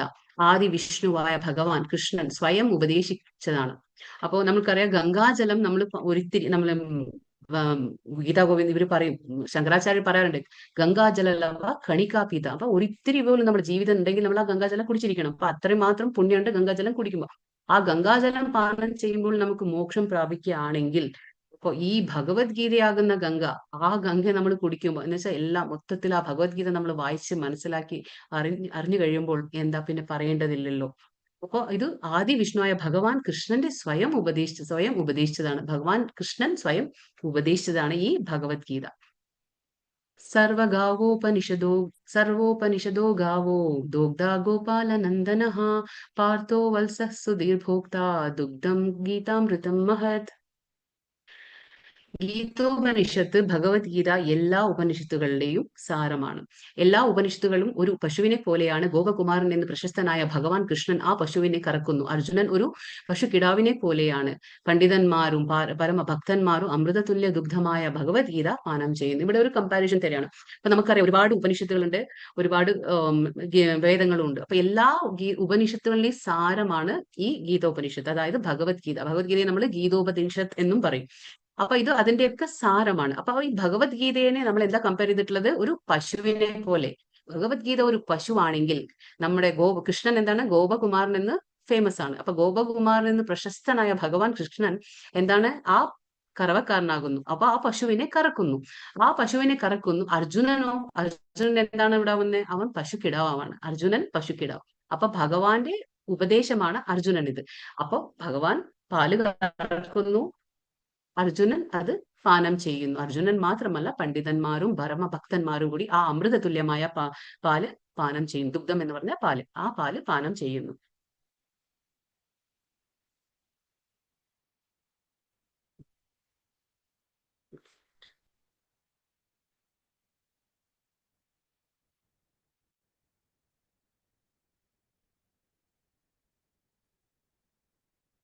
ഏകം ശാസ്ത്രം ദേവകീ പുത്രഗീതം ഏകോ ദേവോ ദേവകീ പുത്ര ഏവ ഏകോ മന്ത്രസ്തസ്യ നാമാനി യാനി കർമാപ്യേകം തസ്യ ദേവസ്യ സേവ. ഇക്കാലത്ത് ജനങ്ങൾ ഒരേ ഒരു ധർമ്മഗ്രന്ഥമാണ് ആഗ്രഹിക്കുന്നത്. അപ്പൊ ഒരേ ഒരു മതത്തെയാണ് അവർ ഇതാക്കുന്നത്. ഒരു മിനിറ്റ്.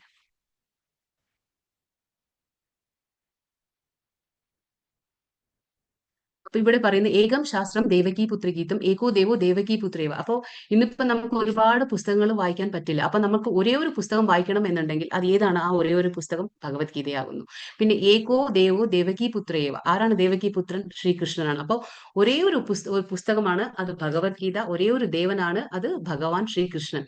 ഏകോ മന്ത്രസ്തസ്യ നാമാനി യാനി കർമാപി ഏകം തസ്യ ദേവസ്യ സേവ.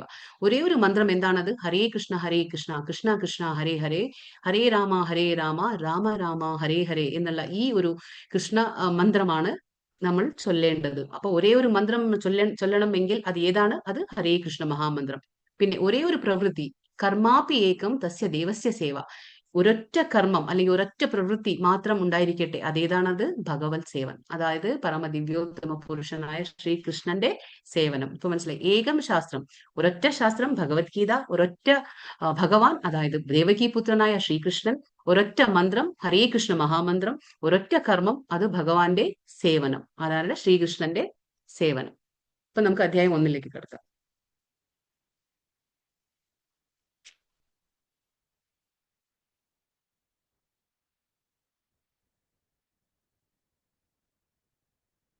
അർജുന വിഷാദ യോഗം എന്ന് പറയും. ഈ അർജുന വിഷാദ യോഗം എന്നും പറയും. ഈ അധ്യായത്തെ നമ്മൾ യുദ്ധക്കളത്തിലെ സൈന്യ നിരീക്ഷണം എന്നും പറയും. അപ്പൊ നമുക്കിത് മനസ്സിലാക്കാനായിട്ട് മുന്നേ നമുക്കൊരു ബ്രീഫ് ഇൻട്രൊഡക്ഷൻ, അപ്പോൾ എന്താണ് അവിടെ സംഭവിക്കുന്നത് നമുക്ക് മനസ്സിലാക്കാം. ഇപ്പോ നിങ്ങൾക്ക് എല്ലാവർക്കും അറിയായിരിക്കും, മഹാഭാരതം നിങ്ങളെല്ലാം പഠിച്ചിട്ടുണ്ടാവാം, അല്ലെങ്കിൽ നിങ്ങൾക്ക് അറിവുണ്ടായിരിക്കാം. കൗരവരും പാണ്ഡവർക്കും തമ്മിലാണ് ഈ യുദ്ധം നടക്കുന്നത്. കുരുക്ഷേത്ര യുദ്ധം നടക്കുന്നത് കൗരവരും പാണ്ഡവർക്കും തമ്മിലാണ്. അത് കുരുക്ഷേത്ര എന്ന ഒരു ഭൂമിയിലാണ് യുദ്ധം നടക്കുന്നത്. അപ്പോ ഇതിന് ബേസ് എന്താണ്? ഇതിനെന്താണ് കാരണം ഉണ്ടായതെന്ന് വെച്ചാൽ, ശന്തനു, കുരു ഡൈനാസ്റ്റി എന്ന് പറയും, നമ്മുടെ കുരു രാജവംശത്തിലെ പെട്ട തന്നെ ഈ രണ്ട് ആൾക്കാരും, ആര്? പാണ്ഡവരും കൗരവരും ഒരേ വംശപാരമ്പര്യമാണ് അവർക്ക്. അപ്പൊ അവരുടെ ആ കിങ് ആരായിരുന്നു? ശന്തനു. ശന്തനു മഹാരാജാവിന്റെ പേരക്കുട്ടികളാണ് ധൃതരാഷ്ട്രനും പാണ്ഡു രാജാവും. അപ്പൊ ധൃതരാഷ്ട്രന്റെ മക്കളാണ് കൗരവർ, ദുര്യോധനാദികൾ. പിന്നെ പാണ്ഡവരുടെ മക്കളാണ് നമ്മുടെ യുധിഷ്ഠിരനും അർജുനനും നകുലസഹദേവനും, ഇങ്ങനെ ഭീമനെല്ലാം. ഇപ്പൊ ഈ 5 പേര് പാണ്ഡവർ. പക്ഷെ ഒരേ രാജവംശമാണ്, പക്ഷെ 2 കുടുംബങ്ങൾ. ഇപ്പൊ ചേട്ടനും അനിയനുള്ള പോലെ 2 കുടുംബങ്ങളാണ്. പക്ഷെ ഇവിടെ എന്താ സംഭവിക്കുന്നത് വെച്ചാൽ, നമുക്കറിയാം ഈ രാജകുടുംബത്തിൽ എങ്ങനെയാണ്, രാജാവ് മരിക്കുമ്പോൾ നമുക്ക് ആരാ നെക്സ്റ്റ്, അടുത്ത രാജാവ് ആരാണാവുക? അടുത്ത രാജാവ് മൂത്ത ആള്, മക്കളിൽ വെച്ച് മൂത്തവനാണ് അടുത്ത രാജാവാവുക. പക്ഷെ അവിടെ എന്താ സംഭവിക്കുന്നതെന്ന് വെച്ചാല്, ജന്മന പാണ്ഡു രാജാവ് എന്റെ ബ്രദറായ ധൃതരാഷ്ട്രൻ വന്നിട്ട് ജന്മന അന്ധനാണ്. അപ്പൊ ഒരു അന്ധനായ ആൾക്ക് രാജ്യം ഭരിക്കാൻ കഴിയില്ല എന്ന് പറഞ്ഞിട്ട് അത് പാണ്ഡു രാജാവാണ് രാജ്യം ഭരിക്കുന്നത്. പക്ഷേ പാണ്ഡു രാജാവ് രാജ്യം ഭരിക്കുമ്പോൾ കുറച്ചു കാലത്തിന് ശേഷം പാണ്ഡു രാജാവ്, പക്ഷെ ആ ഒരു സംഭവം പോലും ധൃതരാഷ്ട്രർക്ക് ഇഷ്ടപ്പെടില്ല. അതായത് മൂത്ത ജ്യേഷ്ഠൻ ഞാൻ ഉണ്ടായിട്ട് പോലും എന്റെ അനിയനാണല്ലോ രാജ്യം ഭരിക്കുന്നത് എന്നൊരു വിഷമുണ്ട്. അപ്പൊ ആ ഒരു ദേഷ്യവും വിഷമവും ഒക്കെ ഉണ്ട് ധൃതരാഷ്ട്രർക്ക്. പക്ഷേ ഈ എന്താ പറയാ, പാണ്ഡു രാജാവ് രാജ്യം ഭരിച്ച് കുറച്ചു കാലത്തിന് ശേഷം മരണപ്പെടുകയാണ്. അപ്പൊ പെടുമ്പോ അപ്പോൾ ഈ ധൃതരാഷ്ട്രം വിചാരിക്കുകയാണ്, ഇനി എങ്കിലും എന്റെ മകനായ ദുര്യോധനെ നമുക്ക് രാജ്യത്തിൽ ഇരുത്താം, അവനെ അടുത്ത രാജാവാക്കാം എന്ന് വിചാരിക്കുകയാണ്. പക്ഷെ നിർഭാഗ്യവശാൽ അവിടെ സംഭവിക്കുന്നതും വേറെയാണ്. കാരണം പാണ്ഡുപുത്രനായ യുധിഷ്ഠിരനാണ് വയസ്സിൽ മൂത്തത്. അപ്പോൾ യുധിഷ്ഠിരനാണ് രാജ്യം ഭരിക്കേണ്ടതായിട്ട് വരുന്നത്. അപ്പൊ ഇത് ഒട്ടും ധൃതരാഷ്ട്രർക്ക് സഹിക്കാൻ കഴിയില്ല.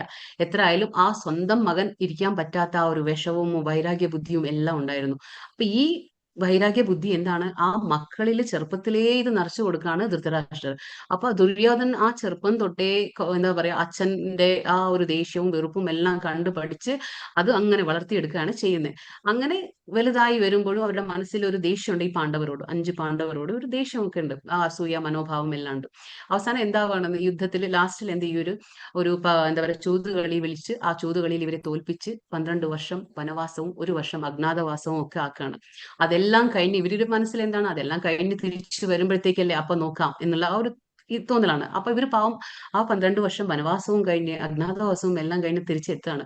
തിരിച്ചെത്തുമ്പോ കൊടുക്കണ്ടേ അവർക്ക് അവകാശപ്പെട്ടത്, അവർക്ക് എന്താ പറയാ, ആ ന്യായമായിട്ടുള്ള കാര്യങ്ങൾ ചെയ്തു കൊടുക്കണ്ടേ? പക്ഷെ അപ്പോഴും ഈ കൗരവർ എന്താണ്, ദുര്യോധനന് വിസമ്മതിക്കുകയാണ്, കൊടുക്കില്ല, ഒന്നും കൊടുക്കില്ല, അവർക്ക് ന്യായമായി കിട്ടേണ്ടതൊന്നും കൊടുക്കില്ല. അപ്പോഴെന്താണ്, കൃഷ്ണൻ അവിടെ ചെല്ലുകയാണ്, ദുര്യോധന്റെ അടുത്ത് ചെല്ലാണ് സന്ധി സംഭാഷണത്തിനായിട്ട്. അപ്പോൾ കൃഷ്ണൻ ചെന്ന് പറയാണ്, ദുര്യോധന ഒന്നുമില്ലെങ്കിലും നീ അറ്റ്ലീസ്റ്റ്, അവർക്ക് 5 പേരുണ്ട്, ക്ഷത്രിയ ധർമ്മമാണ്, ക്ഷത്രിയൻ എന്ന് പറഞ്ഞാൽ അവൻ നാട് ഭരിക്കണം അവൻ. അപ്പൊ അവൻ 5 പേർക്കും ചേർന്ന് ഒരു രാജ്യം കൊടുക്കുക. പക്ഷെ ദുര്യോധനൻ പറയും കൊടുക്കില്ല. ആദ്യം ചോദിക്കും 5 രാജ്യങ്ങൾ കൊടുക്കുക. ശരി, 5 രാജ്യങ്ങൾ ഇല്ലെങ്കിലും വേണ്ടില്ല, ഒരു രാജ്യമെങ്കിലും കൊടുക്കുക, അവർ 5 പേരും ഭരിച്ചോളൂ. പക്ഷെ അതും കൊടുക്കുകയില്ല. പിന്നെ പറഞ്ഞു 5 ഗ്രാമങ്ങളെങ്കിലും കൊടുക്കുക. അപ്പൊ പറഞ്ഞു ദുര്യോധനൻ അതും കൊടുക്കില്ല, ഞാൻ 5 ഗ്രാമങ്ങളും കൊടുക്കാൻ പോകുന്നില്ല. പിന്നെ ഇവര് പറയാണ്, കൃഷ്ണൻ പറയാണ്, ശരി എന്നാ ചെറുതായിട്ട് എന്തെങ്കിലും ഒന്ന് കൊടുക്കാനും പറഞ്ഞപ്പോഴും ഒന്നും കൊടുക്കാൻ തയ്യാറല്ല, എല്ലാത്തിനും വിസമ്മതിച്ചിട്ട് ദുര്യോധനൻ പറയാണ്, ഞാൻ ഒരു മുട്ടുസൂചി കുത്താനുള്ള ഇടം പോലും ഞാൻ കൊടുക്കുകയില്ല. അങ്ങനെ പറയുമ്പോൾ അപ്പോഴാണ് ഒരു യുദ്ധത്തിന്റെ ആവശ്യം വരുന്നത്. അവിടെ നമുക്ക് തോന്നാം എന്തുകൊണ്ടാണ് കൃഷ്ണൻ യുദ്ധത്തിന് പറയുന്നത്? അല്ല, നമ്മളിപ്പോ ന്യായമായ രീതിയിൽ പല രീതിയിലും നമ്മൾ അപ്രോച്ച് ചെയ്തിട്ടും അത് ആ ന്യായമായ രീതിയിൽ കിട്ടുന്നില്ലെങ്കിൽ, ധർമ്മം ജയിക്കണം, അധർമ്മമല്ല ജയിക്കേണ്ടത്, എപ്പോഴും ധർമ്മമാണ് ജയിക്കേണ്ടത്. അപ്പൊ ഇതിന് ഒരു വഴി യുദ്ധം തന്നെ. കാരണം മാന്യമായിട്ട് ചോദിച്ചിട്ട് അവർ ആരും തരാൻ സമ്മതിക്കുന്നില്ല. അപ്പൊ ഒരു യുദ്ധം തുടങ്ങാൻ പോവുകയാണ്. ഇപ്പോ അങ്ങനെ ഒരു സിറ്റുവേഷൻ ആണ്. ഇപ്പോ ആ യുദ്ധത്തിന് തയ്യാറാവാണ്. അപ്പൊ യുദ്ധത്തിന് തയ്യാറാവുമ്പോ ഈ ധൃതരാഷ്ട്രന്റെ എന്താ പറയാ, മിനിസ്റ്ററാണ്, കാര്യസ്ഥനും മന്ത്രിയുമാണ് സഞ്ജയൻ എന്ന് പറയുന്നത്. ഈ സഞ്ജയനാണെങ്കിലോ വ്യാസ മഹർഷിയുടെ ശിഷ്യനാണ്. അപ്പൊ ആ വ്യാസ മഹർഷിയുടെ ശിഷ്യനായതുകൊണ്ട് വ്യാസന്റെ കരുണത്താൽ ഇവർക്കൊരു ദിവ്യ ദൃഷ്ടിയുണ്ട്, ദിവ്യ ചക്ഷുസ് എന്ന് പറഞ്ഞ കണ്ണ്. അപ്പൊ ദിവ്യ നേത്രങ്ങളാണുള്ളത്. അപ്പൊ കൊട്ടാരത്തിൽ ഇരുന്നു കൊണ്ട് തന്നെ യുദ്ധകളത്തിൽ എന്താണോ സംഭവിക്കുന്നത് അതൊക്കെ കൊട്ടാരത്തിൽ ഇരുന്നു കൊണ്ടേ വീക്ഷിക്കാൻ കഴിയും, അവർക്കെല്ലാം ദർശിക്കാൻ കഴിയും. അങ്ങനെ ഒരു വരം കൂടി ഇവർക്ക് സഞ്ജയനുണ്ട്. അപ്പൊ ഇവിടെ ധൃതരാഷ്ട്രൻ കൊട്ടാരത്തിൽ ഇരുന്നു കൊണ്ടും, ഇപ്പൊ ഇവരൊക്കെ യുദ്ധക്കളത്തിൽ എത്തിക്കഴിഞ്ഞു, പാണ്ഡവരും കൗരവരും എത്തിക്കഴിഞ്ഞു. അപ്പോ ധൃതരാഷ്ട്രൻ ഇവിടെ ഇരിക്കുമ്പോൾ ഒരു മനസ്സമാധാനം കിട്ടുന്നില്ല. അപ്പോ അതായത് മന്ത്രിയായ സഞ്ജയനോട് ചോദിക്കുകയാണ്. ഇപ്പൊ അതാണ്, ആ ചോദ്യത്തോടു കൂടിയാണ് നമ്മുടെ ആദ്യത്തെ ഭഗവത്ഗീതയുടെ ശ്ലോകം തുടങ്ങാൻ പോകുന്നത്. അവിടെ പറയാണ്, ധൃതരാഷ്ട്ര ഉവാച ധർമ്മക്ഷേത്രേ കുരുക്ഷേത്രേ സമവേതായുയുത്സവഃ മാമകാ പാണ്ഡവാശ്ചൈവ കിമകുർവത സഞ്ജയ. ധൃതരാഷ്ട്രർ പറഞ്ഞു, ഹേ സഞ്ജയ, പുണ്യസ്ഥലമായ കുരുക്ഷേത്രത്തിൽ യുദ്ധോത്സുകരായി ഒന്നിച്ചുകൂടിയ എന്റെ മക്കളും ബന്ധുപുത്രരും എന്തു ചെയ്തു? അപ്പോൾ ഇതാണ് ധൃതരാഷ്ട്രയുടെ ആദ്യത്തെ ചോദ്യം. ഇതാണ് ഭഗവത്ഗീതയുടെ ആദ്യത്തെ ചോദ്യം. അന്ധനായ ധൃതരാഷ്ട്രന്റെ ചോദ്യത്തിലൂടെയാണ് ഇത് പോകുന്നത്. ഇപ്പൊ ഇവിടെ നമുക്ക് കാണാം ധർമ്മക്ഷേത്രേ കുരുക്ഷേത്രേ. അപ്പൊ കുരുക്ഷേത്രം എന്ന സ്ഥലത്താണ്, ഇന്നത്തെ ഹരിയാനയിൽ വരും, കുരുക്ഷേത്ര എന്ന സ്ഥലത്താണ് യുദ്ധം നടക്കുന്നത്. അപ്പൊ അവിടെ എന്താണ് നമ്മൾ ധർമ്മക്ഷേത്രം എന്ന് പറയുന്നത്? അവിടെ ആ സ്ഥലത്തിന് ഒരുപാട് ഇമ്പോർട്ടൻസ് ഉണ്ട്. കാരണം എന്ന് വെച്ചാൽ അത് ഒരുപാട് വൈദിക പ്രക്രിയകൾ നടക്കുന്ന സ്ഥലവും പിന്നെ ദേവന്മാർക്ക് പോലും വളരെ പ്രാധാന്യപ്പെട്ട സ്ഥലവുമാണ് ഈ ധർമ്മക്ഷേത്രം. അപ്പൊ ആ കുരുക്ഷേത്രത്തിന് ഒരുപാട് ഇമ്പോർട്ടൻസ് ഉണ്ട്. അപ്പൊ അവൻ ചോദിക്കുകയാണ്, ധൃതരാഷ്ട്രൻ ചോദിക്കുകയാണ് സഞ്ജയനോട്, ഇപ്പൊ യുദ്ധാകാംക്ഷികളായിട്ട് വന്നിട്ടുള്ള എന്റെ മക്കളും പാണ്ഡവന്റെ മാമക, ഇവിടെ പറയുന്നു മാമക, എന്റെ മക്കള്, ഇതിൽ നമുക്ക് അസൂയ മനോഭാവം അല്ലെങ്കിൽ ആ സ്വാർത്ഥത നമുക്ക് മനസ്സിലാക്കാൻ കഴിയും. കാരണം ഈ പാണ്ഡവരും കൗരവരും വേറെയല്ല, ഒരേ രാജവംശം തന്നെയാ, കുരു ഡൈനസ്റ്റിയാണ് അവര്, കുരു വംശം തന്നെയാ. പക്ഷേ രണ്ട് ഫാമിലിന്ന് മാത്രം. പക്ഷെ ഇവിടെ മാമക പാണ്ഡവാശ്ചൈവ, അപ്പൊ എന്റെ മാമക്ക എന്ന് പറഞ്ഞാൽ എന്റെ മക്കള്. അപ്പൊ എന്റെ മക്കൾ എന്ന് വരുമ്പോൾ സ്വാർത്ഥ മനോഭാവം, അതായത് എന്റെ മക്കള് മാത്രം കൗരവരും പാണ്ഡവര് അല്ല, അത് അവർക്ക് ആ എന്താ പറയാ ആ പാരമ്പര്യത്തെ നിഷേധിക്കുകയാണ് ഇവിടെ ധൃതരാഷ്ട്രൻ ചെയ്യുന്നത്. അത് വളരെയധികം ആ സ്വാർത്ഥതയെ ചൂണ്ടിക്കാണിക്കുന്നു. മാമക പാണ്ഡവാശ്ചൈവ കിം അകുർവത സഞ്ജയ, അവിടെ എന്താണ് സഞ്ജയ ചെയ്തുകൊണ്ടിരിക്കുന്നത് യുദ്ധത്തിൽ? ഇപ്പൊ നമുക്കറിയാം, ചോദിക്കേണ്ട കാര്യമില്ല, ഒരാളിപ്പോ നമ്മള് ഹോസ്പിറ്റലിലേക്ക് എന്തിനാ പോകുന്നത്? ചികിത്സ നേടാൻ. അതേപോലെ നമ്മൾ എന്താ പറയുക, സ്കൂളിലേക്ക് എന്താ പോകുന്നത്? വിദ്യ നേടാൻ. അങ്ങനെ യുദ്ധക്കളത്തിലേക്ക് എന്തിനാ പോകുന്നത്? യുദ്ധം ചെയ്യാൻ. പക്ഷെ വീണ്ടും ധൃതരാഷ്ട്രന് ഉള്ളിലൊരു പേടി, ഇനി ഇത് അവർ കോംപ്രമൈസ് ആവോ, ഇത് ഒത്തുതീർപ്പാക്കി അവസാനിപ്പിക്കും, യുദ്ധം ഇല്ലാണ്ടാക്കുമോ ഒക്കെ പേടി. അപ്പൊ ധൃതരാഷ്ട്രൻ ആഗ്രഹിക്കുന്നത് എന്താണ്? അവിടെ യുദ്ധം സംഭവിക്കണം. അതാണ് ധൃതരാഷ്ട്രരുടെ ആഗ്രഹം. അതുകൊണ്ടാണ് ആ ചോദ്യം അവിടെ കിം അകുർവത സഞ്ജയ. നന്നായിട്ട് അറിയാം അവിടെ യുദ്ധം നടക്കും, പക്ഷെ ഇനി എങ്ങാനും യുദ്ധം അവിടെ ഒത്തുതീർപ്പാക്കി അത് നിർത്തിയാലോ എന്നുള്ള ആ ഒരു ആകാംക്ഷയോടെയാണ് ഇവിടെ ധൃതരാഷ്ട്രർ ചോദിക്കുന്നത്. അപ്പൊ ഞാൻ പറഞ്ഞു, വ്യാസന്റെ ശിഷ്യനായതുകൊണ്ട് സഞ്ജയന് അവിടുത്തെ കാഴ്ചകളൊക്കെ നമുക്ക് അവിടെ കാണാൻ കഴിയും. അടുത്ത ശ്ലോകം രണ്ടാമത്തെ ശ്ലോകമാണ്, അത് ഇതിലില്ല, ഞാൻ വായിക്കാം. ദൃഷ്ട്വാ തു പാണ്ഡവാനീകം വ്യൂഢം ദുര്യോധനസ്തദാ ആചാര്യമുപസംഗമ്യ രാജാ വചനമബ്രവീത്. പാണ്ഡുപുത്രന്മാർ സജ്ജമാക്കിയ സൈന്യത്തെ കണ്ട് ദുര്യോധൻ ആചാര്യന്റെ അടുത്ത് ചെന്നിട്ട് ഇങ്ങനെ പറയുന്നു. സെക്കൻഡ് ശ്ലോകം ഇവിടെ ഇല്ല, അത് ഞാൻ പറയാണ്. അപ്പൊ ഈ ദുര്യോധന ഇപ്പൊ എന്താ ചെയ്യുന്നത്? ഇപ്പൊ യുദ്ധക്കളത്തിലെ കാര്യങ്ങൾ ഇപ്പോ ദുര്യോധന എന്താ നടക്കുന്ന അവിടെ എന്നിട്ട് ധൃതരാഷ്ട്രനോട് സഞ്ജയൻ പറഞ്ഞു കൊടുക്കുകയാണ് അവിടെ എന്താ സംഭവിക്കണേന്ന്. അപ്പൊ അവിടെ എന്താ സംഭവിക്കണേ? ദുര്യോധനൻ എന്താ ചെയ്യുന്നേ? ഈ രണ്ട് സൈഡിലും യുദ്ധം തയ്യാറായിട്ട് നിൽക്കുകയാണ്. അപ്പോ ആ തയ്യാറായിട്ട് നിൽക്കുമ്പോ അപ്പോ ദുര്യോധനന്റെ ആചാര്യൻ ആരാണ്? ദ്രോണാചാര്യ. അപ്പൊ ആ ദ്രോണാചാര്യരുടെ അടുത്തേക്ക് ചെല്ലുകയാണ്. ചെന്നിട്ട് എന്ത് പറയുന്നു? അതിപ്പോ നമുക്ക് അടുത്ത ശ്ലോകത്തിൽ കാണാം. പശ്യൈതാം പാണ്ഡുപുത്രാണാം ആചാര്യ മഹതീം ചമും വ്യൂഢം ദ്രുപദപുത്രേണ തവ ശിഷ്യേണ ധീമത. അല്ലയോ ആചാര്യ, അങ്ങയുടെ ശിഷ്യനും ബുദ്ധിശാലിയുമായ ദ്രുപദപുത്രൻ ഒരുക്കി നിർത്തിയിട്ടുള്ള ഈ മഹത്തായ പാണ്ഡവ സൈന്യത്തെ ഒന്ന് നോക്കൂ. ഇവിടെ എന്താ പറയണേ? അപ്പോ സഞ്ജയൻ പറഞ്ഞു കൊടുക്കാണ് ധൃതരാഷ്ട്രർക്ക് എന്താ സംഭവിക്കണം അവിടെ നിന്ന്. അപ്പൊ ധൃതരാഷ്ട്രന്റെ മോനായ ദുര്യോധനൻ അവിടെ സൈന്യം രണ്ടും നിൽക്കുന്നത് കണ്ടിട്ട്, ഒരുക്കി നിന്നത് കണ്ടിട്ട് ഇപ്പൊ പോവാണ് ആരുടെ അടുത്ത്? ദ്രോണാചാര്യരുടെ അടുത്ത് ചെല്ലുകയാണ്.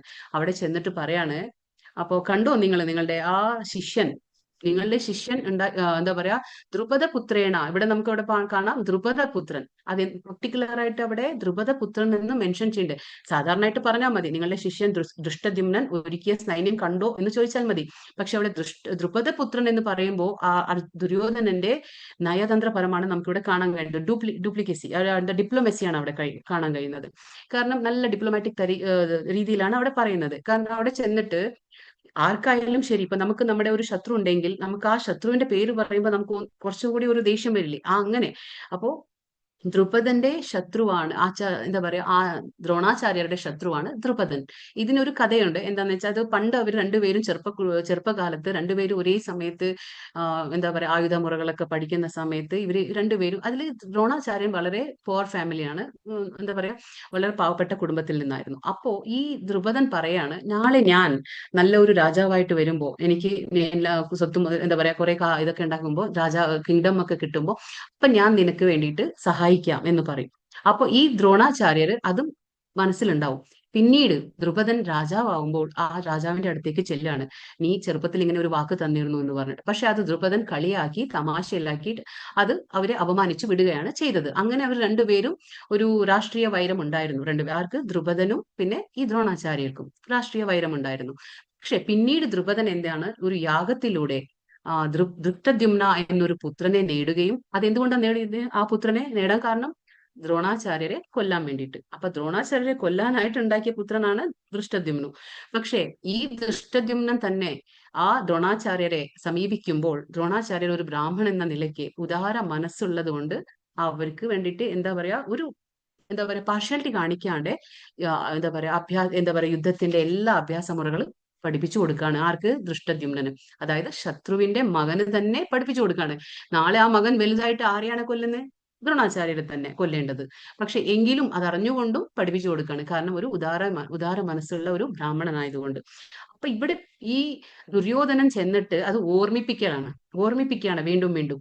ഇനിയിപ്പോ നിങ്ങൾ നിൽക്കുകയാണ് ഇവിടെ നിന്നിട്ട് നിങ്ങൾ സ്വന്തം ശത്രുവിന്റെ മകൻ എന്നെ കൊല്ലും എന്ന് അറിഞ്ഞുകൊണ്ടും നിങ്ങൾ എന്ത് ചെയ്തു? അവനെല്ലാം പഠിപ്പിച്ചു കൊടുത്തു. ഇന്നിപ്പോ ആ പഠിപ്പിച്ചു കൊടുത്ത നിങ്ങളുടെ ശത്രുവിന്റെ മകനാണ് അവിടെ പാണ്ഡവ സൈന്യം സജ്ജമാക്കി നിർത്തിയിട്ടുള്ളത്. കണ്ടോളൂ എന്ന് പറയാണ്. നോക്കൂ, നിങ്ങളൊന്ന് ആ സൈന്യത്തെ നോക്കൂ, ഓർമ്മപ്പെടുത്താണ്. കാരണം ആ ഒരു ദേഷ്യം വരട്ടെ, ആ ഒരു വെറുപ്പ് വരട്ടെ, ഇന്നാലല്ലേ യുദ്ധം ചെയ്യാനുള്ള ഒരു ഉന്മേഷം ലഭിക്കുള്ളൂ. അങ്ങനെയുള്ള ആ ഒരു കുബുദ്ധിയോടുകൂടിയാണ് ഇവിടെ ദുര്യോധനൻ ചെന്ന് പറയുന്നത്. പാഞ്ചജന്യം ഋഷികേശോ ദേവദത്തം ധനഞ്ജയ പൗണ്ഡ്രം ദദ്മോ മഹാശങ്കോ ഭീമകർമ്മ വൃകോദര. കൃഷ്ണ ഭഗവാൻ പാഞ്ചജന്യം എന്ന ശംഖൂതി അർജുനൻ ദേവദത്തവും ദുഷ്കര കർമ്മങ്ങളിൽ മുൻ നിൽക്കുന്നവനും ഭോജനപ്രിയനും ഭീമനും പൗണ്ഡ്രം എന്ന ശംഖും മുഴക്കി. ഇവിടെ ഇവിടെ എന്താ പറയുന്നേ? ഇവിടെ പാഞ്ചജന്യം എന്ന ശംഖ് ആരാണ് മുഴക്കുന്നത്? കൃഷ്ണന്റെ ശംഖിന്റെ. ഹരേ കൃഷ്ണ, ദയവായി മ്യൂട്ട് ചെയ്യൂ. അപ്പൊ ഇവിടെ എന്താ കാണുന്നത്? നമുക്ക് പാഞ്ചജന്യം എന്ന ശംഖ് ആരാണ് ഊതിയത്? ഋഷികേശ എന്ന് പറഞ്ഞാൽ നമ്മൾ കൃഷ്ണനെയാണ് പറയുന്നത്. ഋഷികേശ എന്ന് പറഞ്ഞാൽ നമ്മുടെ ഇന്ദ്രിയങ്ങളുടെ നാഥനാണ്. ഋഷികേശ എന്ന് പറഞ്ഞാൽ ഇന്ദ്രിയങ്ങളുടെ നാഥൻ, അത് കൃഷ്ണന്റെ ഒരു പേരാണ്. അപ്പോ ഋഷികേശ പാഞ്ചജന്യം എന്ന ശംഖാണ് ഭഗവാൻ ഊതിയത്. ദേവദത്തം എന്ന ശംഖും ധനഞ്ജയൻ എന്ന് പറഞ്ഞ അർജുനൻ ഊതിയ ശംഖ് ദേവദത്തം. പിന്നെ പൗണ്ഡ്രം എന്ന് പറഞ്ഞത് നമ്മുടെ ആരാണ്? ഭീമൻ ഊതിയ ശംഖിന്റെ പേരാണ് പൗണ്ഡ്രം. ഇപ്പൊ ഇവിടെ ശംഖുകളുടെ പേരുകൾ പറയാനുണ്ട്. അനന്ത വിജയം. അടുത്ത ശ്ലോകം. അനന്ത വിജയം രാജ കുന്തി പുത്രോ യുധിഷ്ഠിരഃ നകുലഃ സഹദേവശ്ച സുഘോഷാ മണിപുഷ്പകൗ കാശ്യശ്ച പരമേശ്വാസ ശിഖണ്ഡീ ച മഹാരഥഃ ദൃഷ്ടദ്യുമ്നോ വിരാടശ്ച സാത്യകീ ച പരാജിതഃ ദ്രുപദോ ദ്രൗപദേയാശ്ച സർവശഃ പൃഥിവീപതേ സൗഭദ്രശ്ച മഹാബാഹു ശബ്ദഖാൻ ദദ്മൗ പൃഥക്. ഇതിവിടെ നമ്മൾ ഓരോരുത്തരും യുദ്ധത്തിൽ ഇപ്പോ ശംഖുകൾ ഊതുന്നതിന്റെ കാര്യങ്ങളാണ് പറയുന്നത്. കുന്തി പുത്രനായ യുധിഷ്ഠിരൻ അനന്ത വിജയ എന്ന ശംഖൂതി. നകുല സഹദേവന്മാർ സുഘോഷം മണിപുഷ്പകങ്ങളും ഊതി.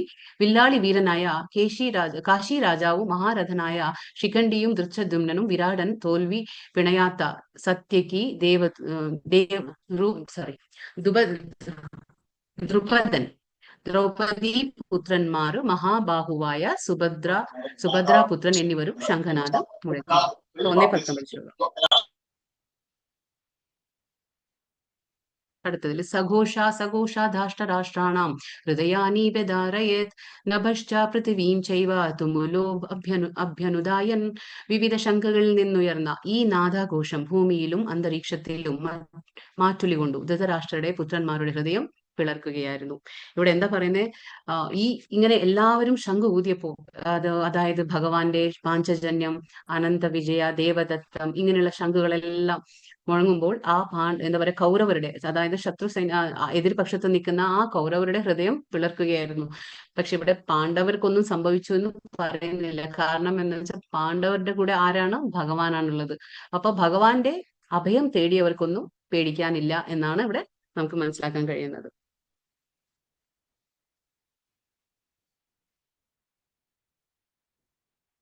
പിന്നെ നമ്മൾ പറഞ്ഞു ഇപ്പൊ പാണ്ഡവരും കൗരവരും ഉണ്ട്. പക്ഷെ ഇവിടെ പാണ്ഡവരുടെ സൈന്യത്തിൽ ആരാണുള്ളത്? പാണ്ഡവരുടെ സൈന്യത്തിൽ ഭഗവാൻ ശ്രീകൃഷ്ണനാണുള്ളത്. അവർക്ക് 7 അക്ഷോഹിണി സൈന്യമുണ്ട്. അതിന്റെ ഒരു കണക്കുണ്ട്, ഇത്ര കുതിരകൾ, ഇത്ര ആനകൾ എന്നൊക്കെ ഒരു കണക്കുണ്ട്.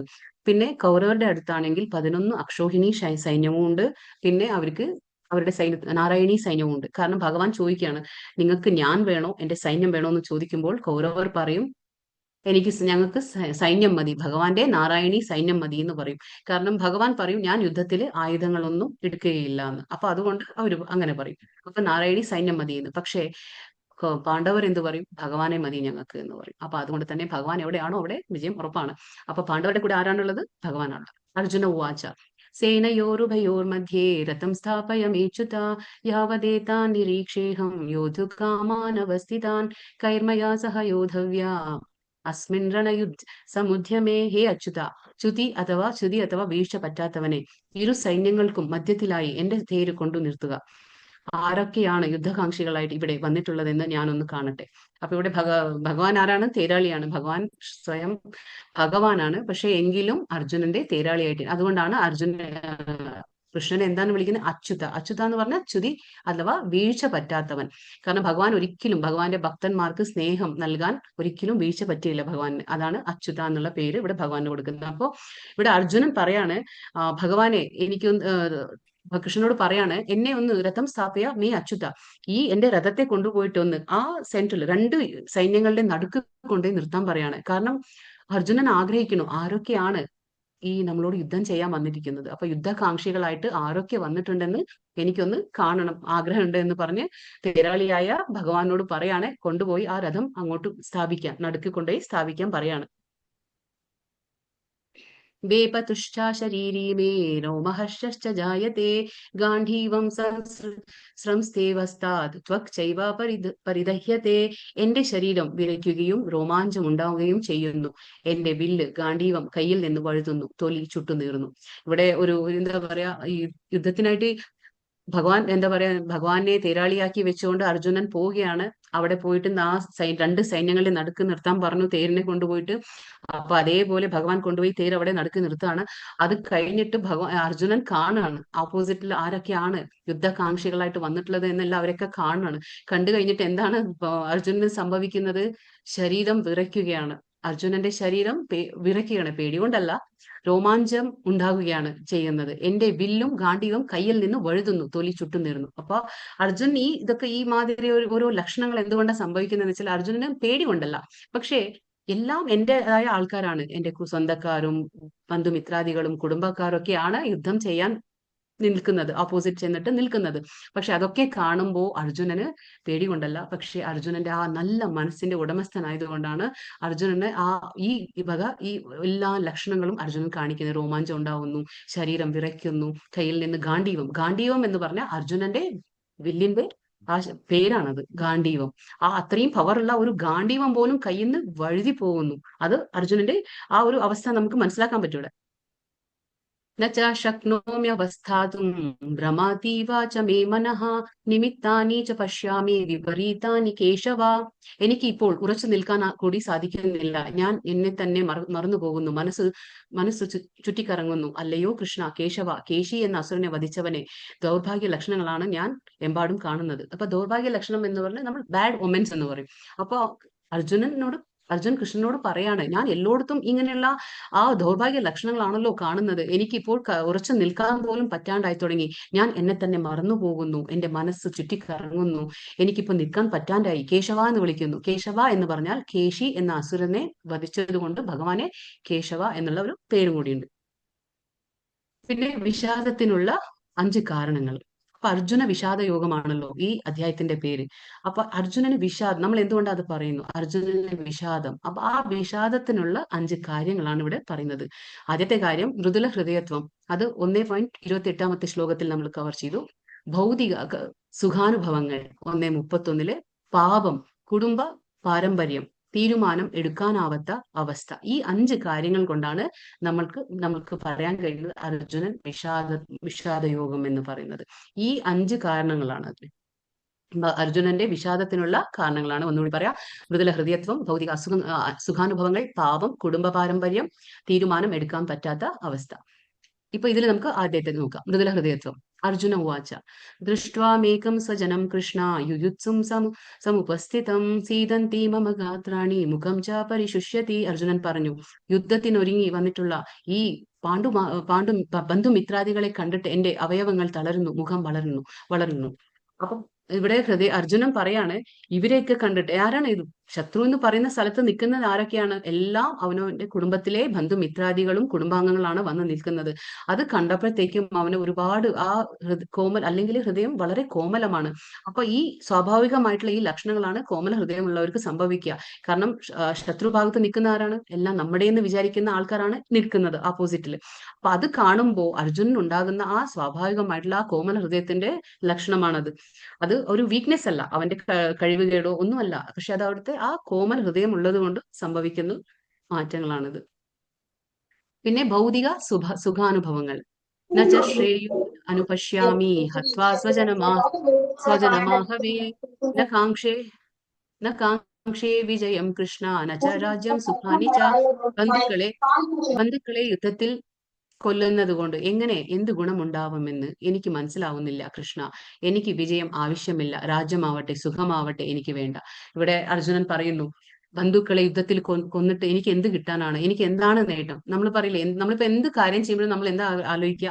ആദ്യം അതിന്റെ നേട്ടം ആലോചിക്കും. ഇപ്പൊ ഇത് ചെയ്താൽ എനിക്ക് എന്ത് കിട്ടും, ഞാൻ അത് ചെയ്താൽ എനിക്ക് എന്ത് കിട്ടും? അപ്പൊ ആ അർജുനൻ സ്വാഭാവികമായിട്ട് അവിടെ ചോദിക്കണ്ടേ, ഇവരെയൊക്കെ യുദ്ധത്തിൽ ഞാൻ കൊന്നിട്ട് എനിക്ക് എന്ത് കിട്ടാനാണ്? എന്ത് ഗുണമാണ് എനിക്ക് ഉണ്ടാവും പോകുന്നത്? എനിക്ക് മനസ്സിലാവുന്നില്ല കൃഷ്ണ. എനിക്ക് വിജയം ആവശ്യമില്ല. അപ്പൊ പറയാണ്, എനിക്ക് വിജയമൊന്നും വേണ്ട, എനിക്ക് രാജ്യമാവട്ടെ അതും വേണ്ട, എനിക്ക് സുഖമാവട്ടെ എനിക്ക് വേണ്ട. അപ്പൊ എനിക്ക് സുഖം വേണ്ട, രാജ്യം വേണ്ട, എനിക്ക് ഒന്നും വേണ്ട എന്ന് ആ അർജുനൻ പറയുന്നത് അർജുനന്റെ ആ നല്ല മനസ്സിന്റെ ഉടമസ്ഥനായതുകൊണ്ടാണ് ഇതൊക്കെ. അപ്പൊ ഇത് നമുക്ക് ഈ സ്വഭാവങ്ങളൊന്നും ദുര്യോധനിൽ കാണാൻ കഴിയില്ല. ദുര്യോധന യുദ്ധം വേണം. എന്തുകൊണ്ട്?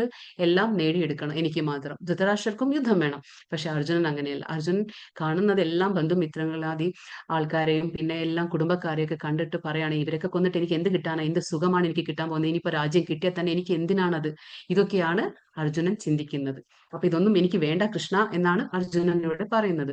പറയുന്നു പാപം. മൂന്നാമത്തെ കാര്യം, പാപമേവാശയേദസ്മാൻ ഹത്വൈതാൻ ആതതായിനഃ തസ്മാനാൽപവയം ഹന്തും ധാർതരാഷ്ട്രാൻ സബാന്ധവാൻ. അക്രമികളായ ഇവരെ കൊന്നാൽ ഞങ്ങൾക്ക് പാപമായിരിക്കും നേട്ടം. ധൃതരാഷ്ട്രപുത്രന്മാരെയും സുഹൃത്തുക്കളെയും ഹിംസിക്കുക എന്നത് നമ്മൾക്ക് ഉചിതമല്ല, അല്ലയോ മാധവ? സ്വന്തം ബന്ധുക്കളെ കൊന്നിട്ട് എന്ത് നേടാനാണ്? ഞങ്ങൾക്ക് എങ്ങനെ സുഖിക്കാൻ കഴിയും? ഇവിടെ വീണ്ടും അർജുനൻ പറയാണ്, ഇവരെയൊക്കെ കൊല്ലുന്നത് തന്നെ എനിക്ക് പാവമായി തീരും. അപ്പൊ ഇവരെ കൊന്നിട്ട് എനിക്ക് എങ്ങനെയാണ് എനിക്ക് സുഖിച്ചിരിക്കാൻ കഴിയുക? എനിക്ക് പറ്റില്ല. അക്രമികളാണ്. കാരണം എന്താ വെച്ചാൽ നമുക്ക് വീണ്ടും വരും നെക്സ്റ്റ് 6 തരം അക്രമികളുണ്ട്. ആ 6 തരം അക്രമികളെ കൊന്നാൽ പാപമില്ല എന്നാണ് പറയാ. അപ്പൊ ഈ ദുര്യോധനാദികൾ ഈ 6 തരം അക്രമത്തിലും അവർ ഉൾപ്പെടും. പക്ഷെ എങ്കിൽ പോലും അവിടെ അർജുനൻ പറയാണ്, ഈ ഇങ്ങനെയുള്ള അക്രമികളെ തന്നെ ആയാൽ പോലും ഞാൻ കൊന്നിട്ട് എനിക്ക് പാപമായിരിക്കും ഫലം. അതുകൊണ്ട് ഇതെനിക്ക് പറയുന്നത് ഇവരെ കൊന്ന എനിക്ക് പാപം കിട്ടും. അതുകൊണ്ട് എനിക്ക് ഇവരെ സുഹൃത്തുക്കളെയും ഇവരെ ഒന്നും ഹിംസിക്കണ്ട, എനിക്ക് ഒന്നും വേണ്ട, ഇവരെ ഹിംസിച്ചിട്ട് എനിക്ക് ഒന്നും വേണ്ട മാധവ എന്ന് പറയുന്നു. മാധവ എന്ന് പറഞ്ഞ ലക്ഷ്മിയുടെ ഭർത്താവാണ് മാധവ.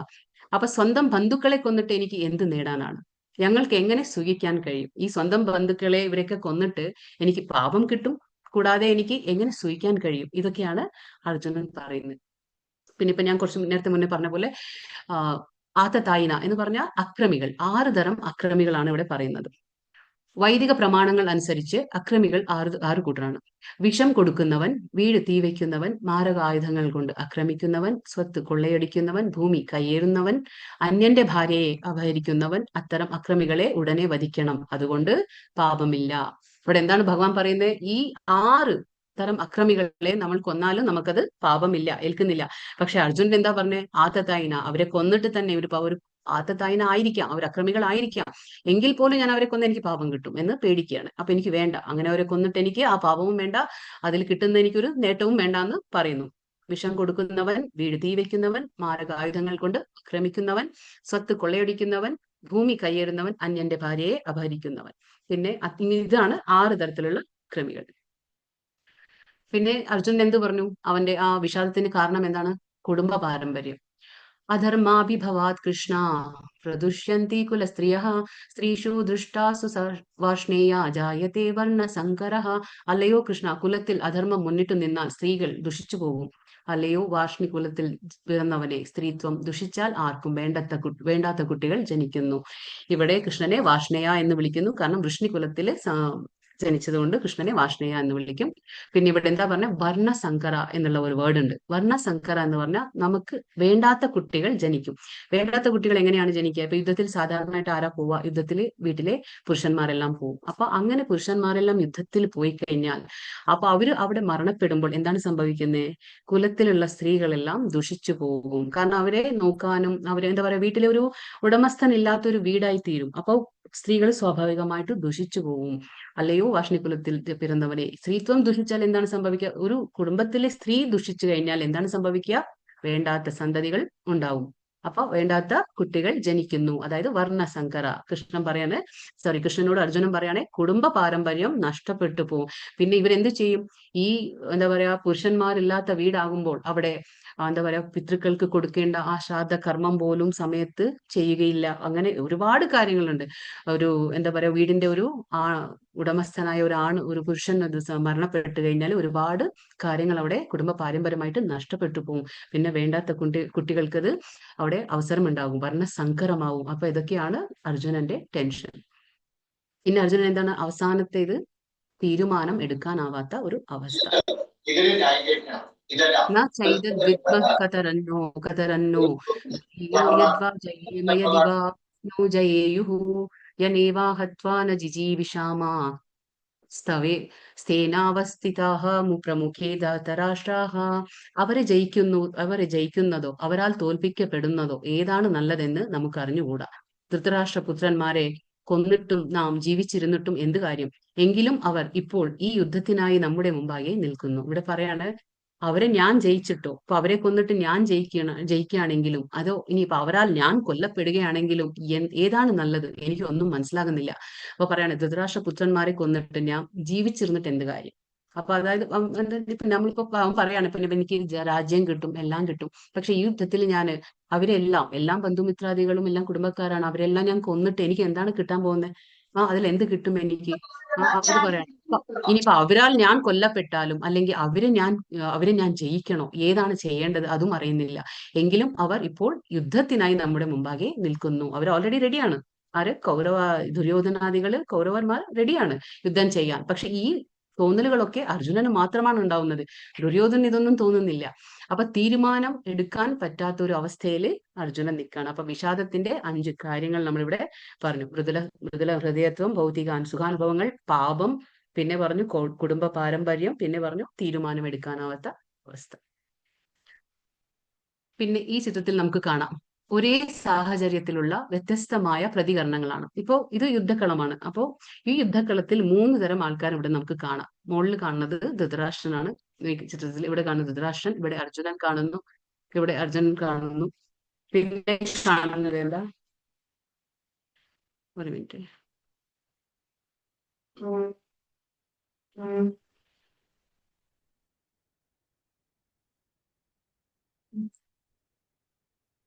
അപ്പൊ ഇവിടെ മൂന്ന് തരത്തിലുള്ള ആൾക്കാരെ നമുക്ക് കാണാം. ഒരേ സാഹചര്യത്തിലുള്ള വ്യത്യസ്തമായ പ്രതികരണങ്ങളാണ് കാണുന്നത്. ഇപ്പൊ ഇവിടെ നമ്മൾ പറഞ്ഞു ധൃതരാഷ്ട്രൻ എന്താണ്? തമോ ഗുണത്തിലുള്ള ആളാണ്. അർജുനനോ സത്വഗുണത്തിലുള്ള ആളാണ്. പിന്നെ ദുര്യോധനൻ രാജസിക ഗുണത്തിലുള്ള ആൾ. കാരണം എന്താന്ന് വെച്ചാല് അവിടെ ഒരേ യുദ്ധക്കളത്തിൽ 3 തരം സ്വഭാവങ്ങളാണ് 3 പേരും കാണിക്കുന്നത്. ധൃതരാഷ്ട്രൻ എന്താണ്? അവിടെ ഏറ്റവും താമസികമായിട്ടുള്ള സ്വഭാവം, എന്റെ സ്വാർത്ഥ മനോഭാവം, എന്റെ മക്കൾ ജയിക്കണം, എന്റെ മക്കൾക്ക് രാജ്യം കിട്ടണം, എന്റെ മക്കൾക്ക് എല്ലാം നേടണം. അതിലിപ്പോ സ്വന്തം അനിയന്റെ മക്കളാണ് പാണ്ഡവന്മാർ. ആരാ? പാണ്ഡു രാജാവിന്റെ പുത്രന്മാരാണ്, സ്വന്തം അനിയന്റെ മക്കളാണ്. പക്ഷെ എങ്കിലും അവരെ വേർതിരിച്ച് കാണിക്കുകയാണ്. അവർക്ക് ആ പാരമ്പര്യം പോലും നിഷേധിക്കപ്പെടുകയാണ് അവർക്ക്. അപ്പൊ ആ ഒരു മാതിരി ഒരു ഏട്ടന്റെ സ്ഥാനത്ത് നിന്ന് എന്താണ് ചെയ്യേണ്ടത്? ഒരു അന്യന്റെ മക്കൾ എങ്ങനെയാണ് നോക്കേണ്ടത്? പക്ഷെ അതല്ല അവിടെ ചെയ്യുന്നത് ധൃതരാഷ്ട്രൻ. അപ്പൊ അത്രമാത്രം സ്വാർത്ഥത നിറഞ്ഞ ഒരു മനോഭാവമാണ് ആ ധൃതരാഷ്ട്രക്ക് ഇവിടെ നമുക്ക് കാണാൻ കഴിയുന്നത്. നേരെ മറിച്ച് ഇവിടെ അർജുനൻ എന്താ ചെയ്യുന്നത്? അയ്യോ, ഇതൊക്കെ എന്റെ ബന്ധുമിത്രാദികളാണല്ലോ, ഇവരെ കൊന്നിട്ട് എനിക്ക് എന്താ കിട്ടാൻ പോവാ, എനിക്ക് എന്താണ് നേട്ടം, ഞാൻ ഇവരെ കൊന്നാൽ എനിക്ക് എന്താ കിട്ടുക, ഇല്ല പാപമായിരിക്കുമല്ലോ ഫലം, വർണ്ണസങ്കരം ഉണ്ടാവും, അതുണ്ടാവും. ഇങ്ങനെയുള്ള ഓരോ ഇതും വേണമെങ്കിൽ അങ്ങനെ അവര് കൊന്നിട്ട് നമ്മൾ എന്ത് നേടിയിട്ട് ഇപ്പൊ എന്താ കാര്യം, ഇങ്ങനെയുള്ള ചിന്തകളാണ് നമ്മുടെ അർജുനന് തോന്നുന്നത്. അത് ഏറ്റവും സാത്വികമായ ഗുണം എന്ന് വെച്ചാൽ എത്ര യുദ്ധത്തിൽ പോയി നിൽക്കുമ്പോൾ ഒരു എന്താ പറയാ, ക്ഷത്രിയനാണ് അർജുനൻ. ക്ഷത്രിയൻ എന്ന് പറഞ്ഞ യുദ്ധം ചെയ്യുന്നതാണ് അവന്റെ ധർമ്മം എങ്കിൽ പോലും ആ ധർമ്മം ഉപേക്ഷിക്കുകയാണ് ഇവിടെ അർജുനൻ ചെയ്യുന്നത്. എന്തുകൊണ്ട്? ആ കരുണത്താൽ. അവന് സ്വാഭാവികമായിട്ടും കോമല ഹൃദയത്വം അല്ലെങ്കിൽ മൃദുല ഹൃദയത്വം ഉള്ളതുകൊണ്ട് ആ സ്വാഭാവികമായിട്ട് വരികയാണ് കരുണ. കാരണം എന്റെ തന്നെ ആൾക്കാരെ കൊന്നിട്ട് എനിക്ക് എന്ത് നേട്ടമാണുള്ളതെന്ന് ആ സത്വഗുണത്തിലാണ് അർജുനൻ ചിന്തിക്കുന്നത്. പിന്നെ ദുര്യോധനാണെങ്കിൽ എന്താ, ആർക്ക് എന്ത് സംഭവിച്ചാലും എങ്ങനെ, അവിടെ ഡിപ്ലോമാറ്റിക് ആണ്, വളരെ നയതന്ത്രപരമായിട്ടാണ് ദുര്യോധനൻ സംസാരിക്കുന്നത്. സ്വന്തം ഗുരുക്കന്മാരുടെ അടുത്ത് ചെന്നിട്ടും, ദ്രോണാചാര്യരായിക്കോട്ടെ, പിതാമഹനായ ഭീഷ്മരായിക്കോട്ടെ, ആരുടെ അടുത്ത് ചെന്നിട്ടും ദുര്യോധനന് ഒരു ഗൗരവം, എന്താ പറയുക, ആ ഒരു ആദരവില്ല, ഒരു എന്താ പറയുക റെസ്പെക്ട് ഇല്ല, ആ ഗുരുക്കന്മാരോട് ഒരു റെസ്പെക്ട് ഇല്ല. അവരോട് തന്നെ ഡിപ്ലോമസി കളിക്കുകയാണ്, അവിടെ നയതന്ത്രപരമായിട്ട് കളിക്കുകയാണ് ദുര്യോധനൻ. അവരോട് തന്നെ എന്താ പറയണം, ഇവിടെ നിങ്ങളുടെ ശിഷ്യനായിട്ടുള്ള ആരുണ്ട്, ദുഷ്ടദ്യുമ്നൻ ഉണ്ട് ഇവിടെ. പിന്നെ നിങ്ങളുടെ ഇനിയൊരു ശിഷ്യനായ, നിങ്ങൾക്ക് ഏറ്റവും പ്രിയങ്കരനും നിങ്ങളുടെ എന്താ പറയുക ബുദ്ധിശാലിയുമായ ഒരു ശിഷ്യനാണ് അർജുനനുണ്ട്. അപ്പൊ നിങ്ങൾ അവരോടൊപ്പം ഒരു ദയാദാക്ഷിണ്യവും കാണിക്കേണ്ട ആവശ്യമൊന്നുമില്ല. പിന്നെ നിങ്ങൾ എന്താ പറയാ, കുറച്ചൊരു എന്താ പറയാ, നിങ്ങളുടെ ശത്രുവിന്റെ മകനാണ് അവിടെ നിൽക്കുന്നത്. അപ്പൊ നിങ്ങൾ പഠിപ്പിച്ചു കൊടുത്ത ആള് തന്നെ ഇപ്പൊ ഇന്ന് നിങ്ങളെ കൊല്ലാൻ ആ ഓപ്പോസിറ്റില് ശത്രു സൈന്യം ഒരുക്കി നിർത്തിയിട്ടുണ്ട്. അപ്പൊ അവനാണ് ദുഷ്ടദ്യുമ്നൻ. അവനെ കൊല്ലാൻ അപ്പൊ നിങ്ങൾക്ക് സാധിച്ചില്ലെങ്കിൽ നിങ്ങൾ അതിന് എന്താ പറയാ പിന്മാറിക്കഴിഞ്ഞാൽ എന്താവും, നമുക്ക് തോൽവി ഉണ്ടാകും. അപ്പോ ദുര്യോധനന് പേടിയാണ്. അപ്പൊ ആ പേടി, നമ്മൾ പരാജയപ്പെടും. അപ്പൊ ഇനിയിപ്പോ അർജുനനെ കണ്ടു, ഓപ്പോസിറ്റിൽ ആരെ കാണുന്ന അർജുനൻ ഏറ്റവും പ്രിയങ്കരനായ ശിഷ്യനാണ് ദ്രോണാചാര്യയുടെ. ഇനിയിപ്പോ അർജുനനെ കണ്ടുകൊണ്ട് നിങ്ങൾ ദയാദാക്ഷിണ്യം ഒന്നും കാണിക്കേണ്ട ആവശ്യമില്ല. അങ്ങനെയാണെങ്കിൽ നമ്മൾ പരാജയപ്പെട്ടു പോകുമെന്നാണ് ദുര്യോധനൻ പറയുന്നത്. അപ്പൊ ഇവിടെ നമുക്ക് മൂന്ന് തരത്തിലുള്ള ആ സ്വഭാവക്കാരെ നമുക്കിവിടെ കാണാൻ കഴിയുന്നുണ്ട്. ശ്ലോകം 44. അഹോ ബത മഹത് പാപം കർത്തും വ്യവസിതോ വയം യത് രാജ്യ സുഖാലോഭേന ഹന്തും സ്വജനമുദ്യതാഹ. കഷ്ടം, എന്തൊരു മഹാപാപത്തിനാണ് നാം ഒരുങ്ങി പുറപ്പെട്ടത്. രാജ്യം നേടി സുഖിക്കാൻ വേണ്ടി സ്വജനങ്ങളെ കൊല്ലുകയോ. ഇവിടെ പറയാണ്, ഞാൻ എന്തൊരു മഹാപാപത്തിനാണ് ഒരുങ്ങിയിട്ടുള്ളത്.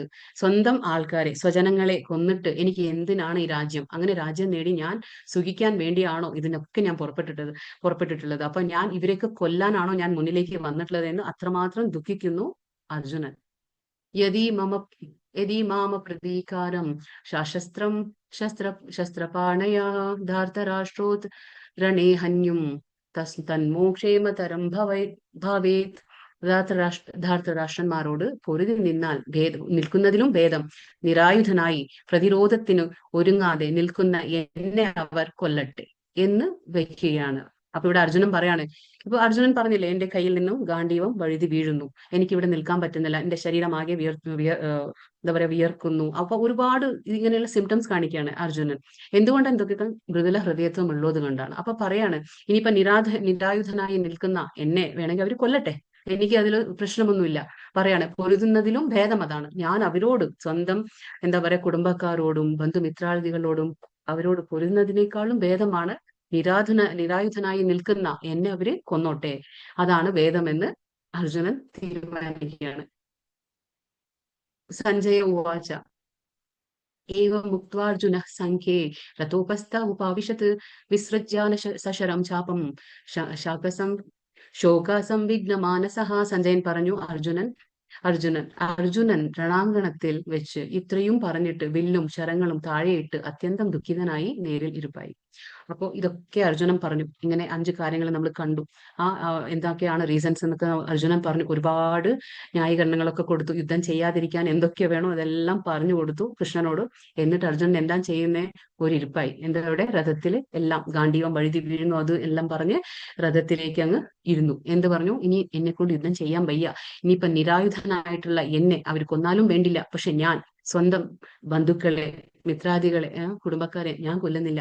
കൊന്നിട്ട് എനിക്ക് ആ പാപവും വേണ്ട, എനിക്കൊന്നും വേണ്ട, എന്നെ കൊണ്ട് പറ്റുന്നില്ല എന്നും പറഞ്ഞ് എല്ലാം അവിടെ വെച്ച് താഴെ വെച്ച് ആ രഥത്തില് ഇരിപ്പായി. ഇത് ആരാണ് പറയുന്നത്? സഞ്ജയൻ ധൃതരാഷ്ട്രോട് പറയാണ്. കാരണം ധൃതരാഷ്ട്രൻ ആദ്യം ചോദിച്ചല്ലോ, എന്താണ് അവിടെ സംഭവിക്കുന്നത്, യുദ്ധകളത്തിൽ എന്താ സംഭവിക്കുന്നത് എന്ന് ചോദിച്ചു. അപ്പോ സഞ്ജയൻ പറയാണ്, കാരണം സഞ്ജയൻ എന്താ പറയാ, കൊട്ടാരത്തിൽ ഇരുന്നു കൊണ്ട് തന്നെ എല്ലാം വീക്ഷിക്കാനുള്ള ഒരു കഴിവുള്ള വ്യക്തി ആയതുകൊണ്ട് അവിടെ നടക്കുന്നതെല്ലാം അതേപടി ലൈവ് റിലേ നമ്മൾ പറയില്ല, അതുപോലെ കൊടുക്കുകയാണ് അവിടെ എന്താണ് സംഭവിക്കുന്നത്. അപ്പൊ പറയാണ്, ഇതൊക്കെ ആയിക്കഴിഞ്ഞപ്പോ സഞ്ജയൻ പറയാണ്, അർജുനൻ അവിടെ തേരിൽ ഇരിപ്പായി. അപ്പൊ പിന്നെ ഇവിടെ ഈ 9 കാര്യങ്ങളുണ്ട്. ഇവിടെ എന്താണ് 9 കാര്യങ്ങൾ? ഈ 9 കാര്യങ്ങൾ എന്താണെന്ന് വെച്ചാൽ പാണ്ഡവർ ജയിക്കാനുള്ള കാരണങ്ങളാണിത്. ഈ 9 കാര്യങ്ങളും പാണ്ഡവരുടെ ജയം സൂചിപ്പിക്കുന്നു. ഫസ്റ്റ് വൺ എന്താണ്? ധർമ്മക്ഷേത്രം. ഇപ്പൊ നേരത്തെ ഞാൻ പറഞ്ഞു, ധർമ്മക്ഷേത്രേ കുരുക്ഷേത്രേ. അപ്പൊ കുരുക്ഷേത്രം എന്ന സ്ഥലത്താണ് യുദ്ധം നടക്കുന്നത്. ആ സ്ഥലത്തിന് ധർമ്മക്ഷേത്രം എന്നുകൂടി പേരുണ്ട്. കാരണം എന്താ വെച്ചാൽ അത് ദേവന്മാർക്ക് പോലും പ്രിയപ്പെട്ട ഒരു ആരാധനാ സ്ഥലമാണ്. അവിടെ ഒരുപാട് ദൈവികമായിട്ടുള്ള പ്രക്രിയകൾ നടക്കുന്ന സ്ഥലമായതുകൊണ്ട് അവിടെ ആർക്കാണ് വിജയം നടക്കുക? അപ്പൊ അവിടെ ധർമ്മം, ആരാണോ ധർമ്മത്തിന്റെ സൈഡിൽ അവർക്ക് തന്നെയാണ് വിജയം. അപ്പൊ ഇതും കൂടി ഒരു കാരണമാണ് ധൃതരാഷ്ട്രർക്ക് പേടി വരാൻ. കാരണം ധൃതരാഷ്ട്രർക്ക് നല്ലതുപോലെ അറിയാം പാണ്ഡവർ എപ്പോഴും ധർമ്മത്തിന്റെ കൂടെയാണ്. അപ്പൊ ആ ധർമ്മക്ഷേത്രത്തിൽ യുദ്ധം നടക്കുമ്പോൾ അപ്പോ സ്വാഭാവികമായിട്ടും വിജയം ആർക്കാണ് കൈവരിക? അത് ധർമ്മത്തിന്റെ കൂടെ നിൽക്കുന്ന പാണ്ഡവന്മാർക്കാണ്. ധർമ്മത്തിൽ നിൽക്കുമ്പോൾ അവിടെ കൂടെ ആരാ ഉണ്ടാവുക? അവിടെ ഭഗവാൻ ഉണ്ടാവും. കാരണം ധർമ്മസ്യ പ്രഭുർ അച്യുതഃ. കാരണം ഭഗവാൻ ധർമ്മത്തിന്റെ പ്രഭുവാണ്. അതുകൊണ്ട് ധർമ്മക്ഷേത്രം ഒരു കാരണമാവാണ്. ദിവ്യമായ രഥം. അർജുനന്റെ രഥം അഗ്നിദേവൻ കൊടുത്തതാണ്. അതുകൊണ്ടാണ് അത് ദിവ്യമായ രഥം. അതും കൂടി ഒരു യുദ്ധത്തിന് ജയിക്കാനായിട്ടുള്ള ഒരു കാരണമാവാണ്. പിന്നെ കപിധ്വജ. കപിധ്വജ എന്ന് പറഞ്ഞാൽ ഹനുമാൻ. അപ്പൊ നമുക്ക് ആ ധ്വജത്തിൽ കാണാം, ഈ ഫ്ലാഗിൽ കാണാൻ പറ്റും. ദേ അവിടെ ചിത്രമുണ്ട്, അവിടെ ഹനുമാന്റെ ചിത്രമുണ്ട്. അപ്പൊ ഹനുമാൻ ഉണ്ട് ഫ്ലാഗില്. കാരണം രാമരാവണ യുദ്ധത്തിലും ഹനുമാൻ ഉണ്ടായിരുന്നു. അപ്പൊ ഇതേപോലെ രാമന്റെ ഇപ്പൊ കൃഷ്ണൻ വന്നിട്ടുണ്ട് അവിടെ. അപ്പൊ ഇവിടെ കൃഷ്ണന്റെ കൂടെയും അവിടെ ഹനുമാൻ എത്തിയിട്ടുണ്ട്. അപ്പൊ ആ ഫ്ലാഗിൽ, അപ്പൊ അവിടെ ആ ധ്വജത്തിൽ നമുക്ക് ഹനുമാനെ കാണാം. ഹനുമാൻ അവിടെ ഒരു ധൈര്യമായിട്ട് അവിടെ എന്താ പറയാ, നമ്മുടെ ആ യുദ്ധത്തിന്റെ ഒരു വിജയത്തിന്റെ ഒരു എന്താ പറയാ, ആ ഒരു സിമ്പൽ ആയിട്ട് അവിടെ ഹനുമാൻ നിൽക്കുകയാണ്. പിന്നെ ശംഖനാദം കൃഷ്ണന്റെ ഭഗവാന്റെ ശംഖിന്റെ പേര് നമ്മൾ പറഞ്ഞു പാഞ്ചജന്യം. അപ്പൊ ഭഗവാന്റെ ആ പാഞ്ചജന്യം ശംഖ്, പിന്നെ ഓരോരുത്തർ അനന്ത വിജയ, പിന്നെ പൗണ്ഡ്രം, സുഘോഷം, ഇങ്ങനെയുള്ള ആ മണിപുഷ്പകം, ഇങ്ങനെയുള്ള ഓരോ ശംഖും വളരെയധികം മഹത്വമുള്ളതാണ്. അപ്പൊ ഓരോ ശംഖനാദം അത് വിജയത്തിന്റെ ഒരു സൂചന തന്നെ ആയിരുന്നു. പിന്നെ ഗാന്ധീവം. ഈ ഗാന്ധീവം പോലും എന്താ പറയാ, അർജുനന്റെ വില്ലിന്റെ പേരാണ്. അത് വളരെയധികം പ്രശസ്തമായിട്ടുള്ള ഒരു വില്ലാണ്. പിന്നെ തെക്തജീവിതം എന്ന് പറഞ്ഞാല് ദുര്യോധനൻ പറയുകയുണ്ടായി. അവൻ ദ്രോണാചാര്യരുടെ അടുത്ത് ചെന്നു, ഭീഷ്മ പിതാമഹന്റെ അടുത്ത് ചെന്നിട്ട് ഇങ്ങനെയൊക്കെ ഓരോന്നും സംസാരിച്ചു കഴിഞ്ഞപ്പോ, എന്നിട്ട് അവൻ ദുര്യോധനൻ കാണിച്ചു കൊടുക്കുകയാണ്, ഇവിടെ ഈ നിൽക്കുന്ന എല്ലാവരും എനിക്ക് വേണ്ടിയിട്ട് എന്താ പറയാ, അവരുടെ സ്വന്തം പ്രാണം പോലും ബലിയർപ്പിക്കാൻ തയ്യാറായിട്ടുള്ള ആൾക്കാരാണ് എന്ന് പറയാണ്. അപ്പോൾ അതിന്റെ അർത്ഥം എന്താണ്? തെക്തജീവിതം. അവരുടെ ജീവിതത്തെ ഉപേക്ഷിക്കാൻ തയ്യാറായി നിൽക്കുകയാണെന്ന്. അതൊരു അപശകുനം പോലെ തന്നെ, മീൻസ് അവർക്ക്, ദുര്യോധനാദികൾക്ക്. അപ്പോൾ അത് അങ്ങനെ സംഭവിക്കുക തന്നെ ചെയ്യും. തെക്തജീവിത. മോക്ഷദ ഏകാദശി. അപ്പൊ എന്താണ് പറയുന്നത്? മോക്ഷദ ഏകാദശി. അന്ന് ആ യുദ്ധം നടക്കുമ്പോൾ അവിടെ ആ ദിവസം അത് മോക്ഷദ ഏകാദശി ആയിരുന്നു. അപ്പം നമുക്കറിയാം ഏകാദശിക്ക് ഒരുപാട് ഇമ്പോർട്ടൻസ് ഉണ്ട്. ഇന്നും ഏകാദശിയാണ്, കാമിക ഏകാദശി. അപ്പോ അന്നും ഏകാദശി ആയിരുന്നു. ഏകാദശി എന്ന് പറയുമ്പോൾ മാധവതിഥി എന്ന് പറയും നമ്മള്. മാധവതിഥി എന്ന് പറഞ്ഞാൽ മാധവൻ ആരാണ്? കൃഷ്ണനാണ്. അപ്പൊ ശ്രീകൃഷ്ണന്റെ ഏറ്റവും വലിയ ഒരു ഇഷ്ടപ്പെട്ട ദിവസം എന്ന് പറഞ്ഞാൽ ഏകാദശിയാണ്. പിന്നെ ഭാഗ്യലക്ഷ്മി ആരാണ്? അതായത് ലക്ഷ്മി. അപ്പോ കൃഷ്ണൻ എവിടെയാണോ അവിടെ ലക്ഷ്മി ഉണ്ടായിരിക്കും. അപ്പോ നമുക്കെല്ലാം തോന്നും ലക്ഷ്മി മാത്രം നമുക്ക് മതി, ഭഗവാനെ വേണ്ട. അല്ല, അങ്ങനെയല്ല. എവിടെയാണോ ഭഗവാൻ, അപ്പൊ ലക്ഷ്മി തനിയെ വരും. ഭഗവാൻ ഉള്ളിടത്ത് ലക്ഷ്മി ഉണ്ടായിരിക്കും. പക്ഷെ ലക്ഷ്മി ഉള്ളിടത്ത് ഭഗവാൻ ഉണ്ടാവണം എന്നില്ല. അങ്ങനെയാണ്. അപ്പൊ ഭാഗ്യലക്ഷ്മി ആരുടെ കൂടെ ഉണ്ട്? കൃഷ്ണന്റെ കൂടെ ഉണ്ടാവും. അപ്പൊ അതും ഒരു കാരണം കൂടി ആവാണ് ഈ യുദ്ധം ജയിക്കാൻ. പിന്നെ എല്ലാത്തിലും ഉപരി ഋഷികേശ. ആരാണത്? സ്വയം ശ്രീകൃഷ്ണ ഭഗവാനാണ്. ഭഗവാനെ നമ്മൾ പറഞ്ഞു ഋഷികേശ എന്ന് വിളിക്കും. അതായത് ഋഷിക് എന്ന് പറഞ്ഞാൽ നമ്മുടെ ഇന്ദ്രിയങ്ങളാണ്. ഋഷികേശ എന്ന് പറഞ്ഞാൽ ഇന്ദ്രിയങ്ങളുടെ നാഥനാണ്. അപ്പൊ ഇന്ദ്രിയങ്ങളുടെ നാഥന് നമ്മൾ ഋഷികേശ എന്ന് പറയും. അതായത് ശ്രീകൃഷ്ണ ഭഗവാൻ സ്വയം അർജുനന്റെ കൂടെ തന്നെയുണ്ട്. അപ്പോ ഇങ്ങനെയാണ് ഇവിടെ നമുക്ക് കാണാം. ഇത് ഈ 9 കാര്യങ്ങളാണ് എന്താ പറയാ, പാണ്ഡവർക്ക് ജയമുണ്ടാകും എന്നുള്ളതിനെ സൂചിപ്പിക്കുന്നത്. പിന്നെ ഭഗവത്ഗീത നൽകുന്ന വിദ്യ. നാം നമ്മുടെ ശരീരം കൊണ്ടല്ല പ്രവർത്തിക്കുന്നത്, വാസ്തവത്തിൽ നമ്മുടെ മനസ്സുകൊണ്ടും ബുദ്ധി കൊണ്ടുമാണ്. ആകയാൽ നമ്മുടെ മനസ്സും ബുദ്ധിയും ഭഗവത് സ്മരണയിൽ വ്യാപൃതമാക്കുമ്പോൾ സ്വാഭാവികമായും നമ്മുടെ ഇന്ദ്രിയങ്ങളും തത് സേവനത്തിൽ മുഴുകും. ഉപരിപ്ലവമായി ഇന്ദ്രിയ പ്രവൃത്തികൾ ഒന്നു തന്നെ ആയിരിക്കും എങ്കിലും അവബോധം മാറിയിരിക്കും. എങ്ങനെ മനസ്സും ബുദ്ധിയും ഭഗവത് സ്മരണയിൽ നിർത്താം എന്ന് ഭഗവത്ഗീത പഠിപ്പിക്കുന്നു. അത് ഭഗവത് സാമ്രാജ്യത്തിലേക്ക് ഒരാളെ തന്നെത്താൻ മാറ്റും. അപ്പൊ ഇവിടെ എന്താ പറയുന്നത്? ഭഗവത്ഗീത നൽകുന്ന വിദ്യ. എന്താണ് വിദ്യ? ഭഗവത്ഗീത നൽകുന്നതെന്ന് പറഞ്ഞാൽ നമ്മൾ നമ്മുടെ ശരീരം കൊണ്ടല്ല പ്രവർത്തിക്കേണ്ടത്. നമ്മൾ പ്രവർത്തിക്കേണ്ടത് നമ്മുടെ ബുദ്ധിയും മനസ്സും. കാരണം എപ്പോഴും ശരീരമല്ല സ്ട്രോങ് ആയിട്ടിരിക്കുക. കാരണം ബുദ്ധി മനസ്സാണ്. ഒരാളുടെ ബുദ്ധിയും മനസ്സും എങ്ങനെയാണോ അതുപോലെ ആയിരിക്കും അവരുടെ പ്രവൃത്തികളും. അപ്പോൾ പ്രവൃത്തി എപ്പോഴും ബേസ് ചെയ്യുന്നത് ബുദ്ധിയും മനസ്സും കൊണ്ടാണ്. അപ്പൊ ബുദ്ധിയും മനസ്സും നമുക്ക് നിയന്ത്രിക്കാൻ കഴിഞ്ഞാൽ അത് ഓട്ടോമാറ്റിക്കലി നമ്മുടെ ഇന്ദ്രിയങ്ങളും നിയന്ത്രിതരാകും. അപ്പൊ ഇന്ദ്രിയ പ്രവൃത്തികളും പോലും അത് എന്താ പറയുക കൺട്രോൾഡ് ആവും. അപ്പൊ ബുദ്ധിയും മനസ്സാണ് നമുക്ക് നിയന്ത്രിക്കുന്നത്. അത് എവിടെ നിന്ന് കിട്ടും? നമുക്ക് ആ ഭഗവത്ഗീത നൽകുന്ന വിദ്യയാണ്. ഈ വിദ്യയിൽ നിന്ന് നമുക്കത് കൺട്രോൾ ചെയ്യാൻ കഴിയും. പിന്നെ ഇത് ഗീതാ മഹാത്മ്യം. ഇതൊരു പത്മപുരാണത്തിലെ ഒരു കഥയാണ്. ഇവിടെ ഈ ചിത്രത്തിൽ കാണുന്ന ഒരു വ്യക്തി ഇത് സുശർമ്മ എന്ന ഒരു ബ്രാഹ്മണനാണ്. ആ ബ്രാഹ്മണന്റെ ഒരു മഹാത്മ്യമാണ് ഇത്. ഗീതാ മഹാത്മ്യം, ഗീത പഠിക്കുന്നതിന്റെ ഒരു ഇമ്പോർട്ടൻസ് എന്താണ് അതിന്റെ അത് കാണിക്കുകയാണ്. അപ്പൊ ഈ ബ്രാഹ്മണൻ സുശർമ്മ എന്ന ഒരു ബ്രാഹ്മണൻ, അവൻ ബ്രാഹ്മണ കുലത്തിൽ ജനിച്ചെങ്കിലും പോലും അവന് യാതൊരു ഗുണങ്ങളും ബ്രാഹ്മണന്റെ ഒരു ഗുണങ്ങളും ഉണ്ടായിരുന്നില്ല. വേദ പഠനമാവട്ടെ, അല്ലെങ്കിൽ ദാനം കൊടുക്കലാവട്ടെ, നാമം ജപിക്കലാവട്ടെ, അങ്ങനെ ഒരു വേണ്ടപ്പെട്ട ഒരു ഗുണങ്ങളും ബ്രാഹ്മണന്റെ സുശർമ്മന് ഉണ്ടാവില്ല. അപ്പോൾ എന്ത് ചെയ്യണം? ഇങ്ങനെ ഒരു ചീത്ത പ്രവൃത്തികളെല്ലാം ഏർപ്പെട്ട് മറ്റുള്ളവരെ വേദനിപ്പിക്കുമ്പോഴാണ് അദ്ദേഹത്തിന് ഒരു സുഖം ഉണ്ടായിരുന്നുള്ളൂ. അപ്പൊ ബ്രാഹ്മണനായിട്ട് പോലും എല്ലാം വിരുദ്ധമായ കാര്യങ്ങളാണ് അദ്ദേഹം ചെയ്തുകൊണ്ടിരുന്നത്. അങ്ങനെ ഒരിക്കൽ അദ്ദേഹം മരിക്കുമ്പോൾ അദ്ദേഹം നരകത്തിലേക്ക് പോയി. നരകത്തിൽ ഒരുപാട് പാപങ്ങൾ ചെയ്തതിന്റെ ഫലമായിട്ട് എല്ലാം അനുഭവിച്ചു കഴിഞ്ഞ്, നരകത്തിലെ എല്ലാ ബുദ്ധിമുട്ടുകളും എല്ലാം ദുഃഖങ്ങളെല്ലാം അവിടെ അനുഭവിച്ചു കഴിഞ്ഞ്, ശിക്ഷകൾ അനുഭവിച്ചു കഴിഞ്ഞ് തിരിച്ച് എന്തായിട്ട് ജനിക്കുകയാണ്? ഒരു കാളയായിട്ട് ജനിക്കുകയാണ്. അപ്പൊ ആ കാളയായിട്ട് ജനിക്കുമ്പോൾ എന്താ സംഭവിക്കുന്നത് വെച്ചാൽ, ഈ കാളയുടെ ഉടമസ്ഥൻ എന്താ ചെയ്യുക? കാളയെ കൊണ്ട് ഒരുപാട് പണിയെടുപ്പിക്കുകയാണ്. ഒരുപാട് പണിയെടുപ്പിക്കുമ്പോൾ ഒരു ദിവസം കാളയ്ക്ക് വയ്യാണ്ടായി. ആ കാള വയ്യാണ്ടായിട്ട് അത് തളർന്നു വീഴാണ് ചെയ്യുന്നത്. ആ തളർന്നു വീണപ്പോൾ അവിടെയുള്ള ആൾക്കാരെല്ലാം അടുത്തേക്ക് വരും. വന്നിട്ട് എന്ത് പറയും? അത് കണ്ടിട്ട് അവർക്കൊരു സഹതാപം തോന്നാണ്. എന്നിട്ട് അവർ പറയാണ്, നമ്മൾ എന്തെങ്കിലും ഒരു പുണ്യകർമ്മങ്ങൾ ചെയ്തിട്ടുണ്ടെങ്കിൽ അത് ഈ കാളയ്ക്ക് കിട്ടിക്കോട്ടെ എന്ന് അവർ ആഗ്രഹിക്കുകയാണ്. അങ്ങനെ അവർ പറയുമ്പോൾ അതിന്റെ ഇടയ്ക്ക് ഒരു വേശ്യാസ്ത്രീ പോലും വരുന്നതാണ്. അപ്പൊ ആ വേശ്യാസ്ത്രീ വന്നിട്ട് ആ സ്ത്രീ പോലും അതേ കാര്യം പറയാണ്, ഞാൻ എന്തെങ്കിലും പുണ്യങ്ങൾ ചെയ്തിട്ടുണ്ടെങ്കിൽ അത് ഈ കാളയ്ക്ക് കിട്ടിക്കോട്ടെ എന്ന് പറയാണ്. അങ്ങനെ ആ കാള ചത്തുപോയിട്ട് ആ കാള വീണ്ടും നരകത്തിലേക്ക് ഇങ്ങനെ മുകളിലേക്ക് അവിടെ പറയാണ്, നിന്റെ പാപകർമ്മങ്ങളെല്ലാം നീങ്ങിക്കിട്ടി. കാരണം എന്താന്ന് വെച്ചാൽ നിന്റെ കർമ്മങ്ങൾ എങ്ങനെയാ നീങ്ങിക്കിട്ടിയത്? അവിടെ ഒരു വേശ്യാസ്ത്രീ ഉണ്ടായിരുന്നു. ആ വേശ്യാസ്ത്രീ എന്ത് പറഞ്ഞു?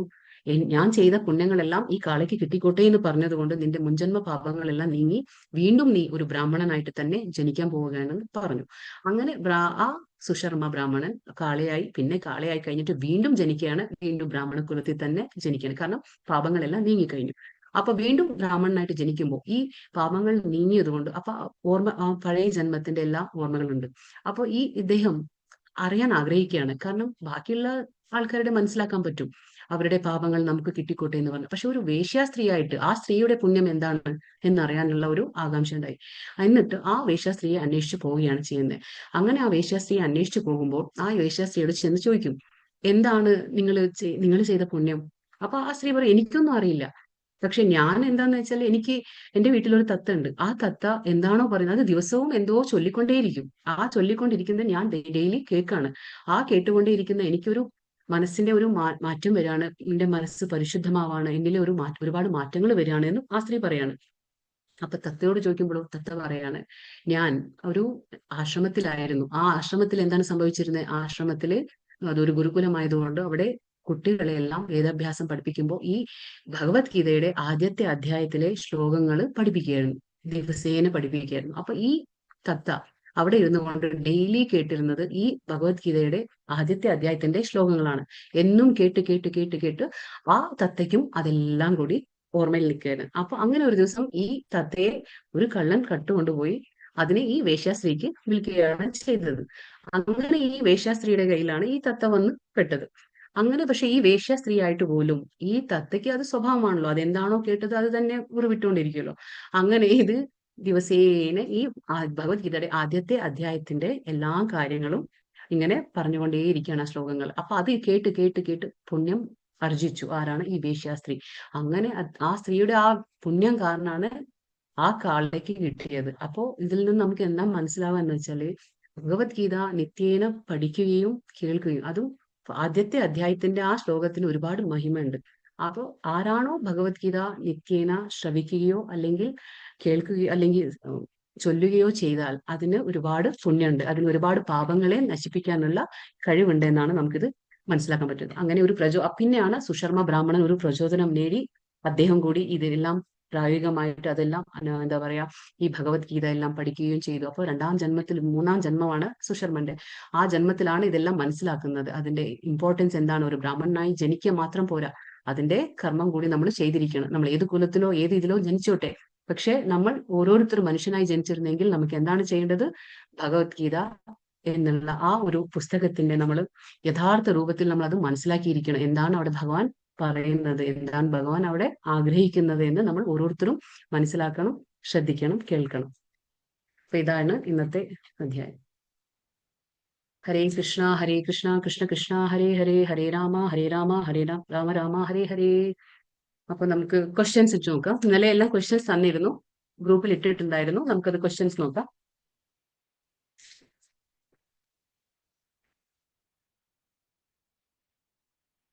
ആൻസർ പറയാട്ടോ, എല്ലാവർക്കും അൺമ്യൂട്ട് ചെയ്തുകൊണ്ട് ആൻസർ പറയാം.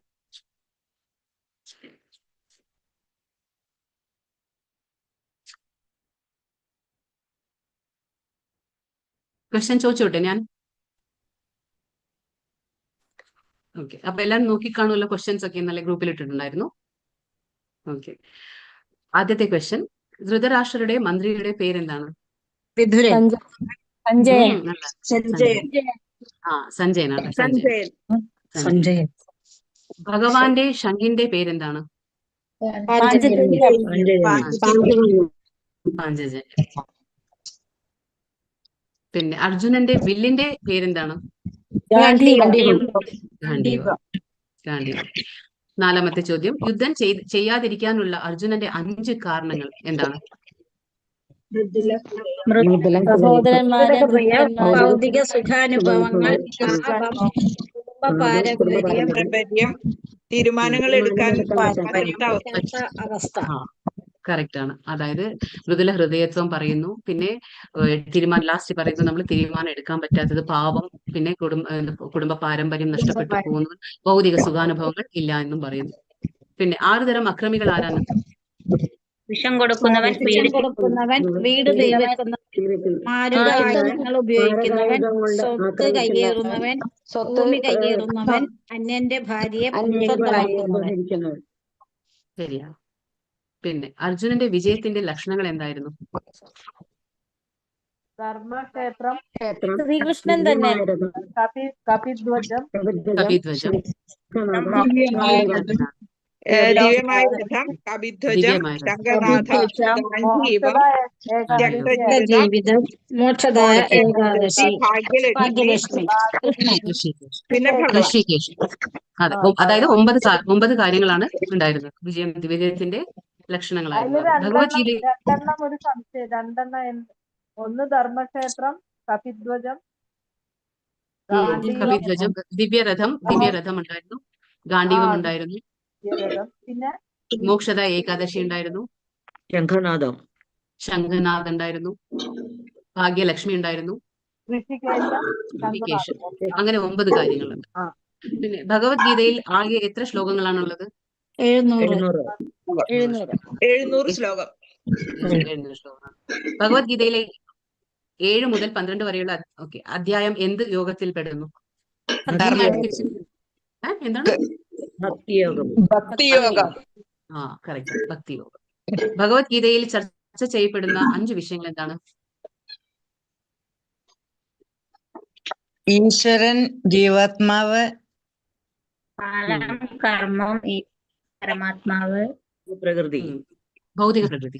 ഈ 5 വിഷയങ്ങളാണ്. അതായത് ഈശ്വരൻ, ജീവാത്മാവ്, കാലം, കർമ്മം, പിന്നെ പ്രകൃതി, ഭൗതിക പ്രകൃതി. ഇതാണ് ഇന്നത്തെ.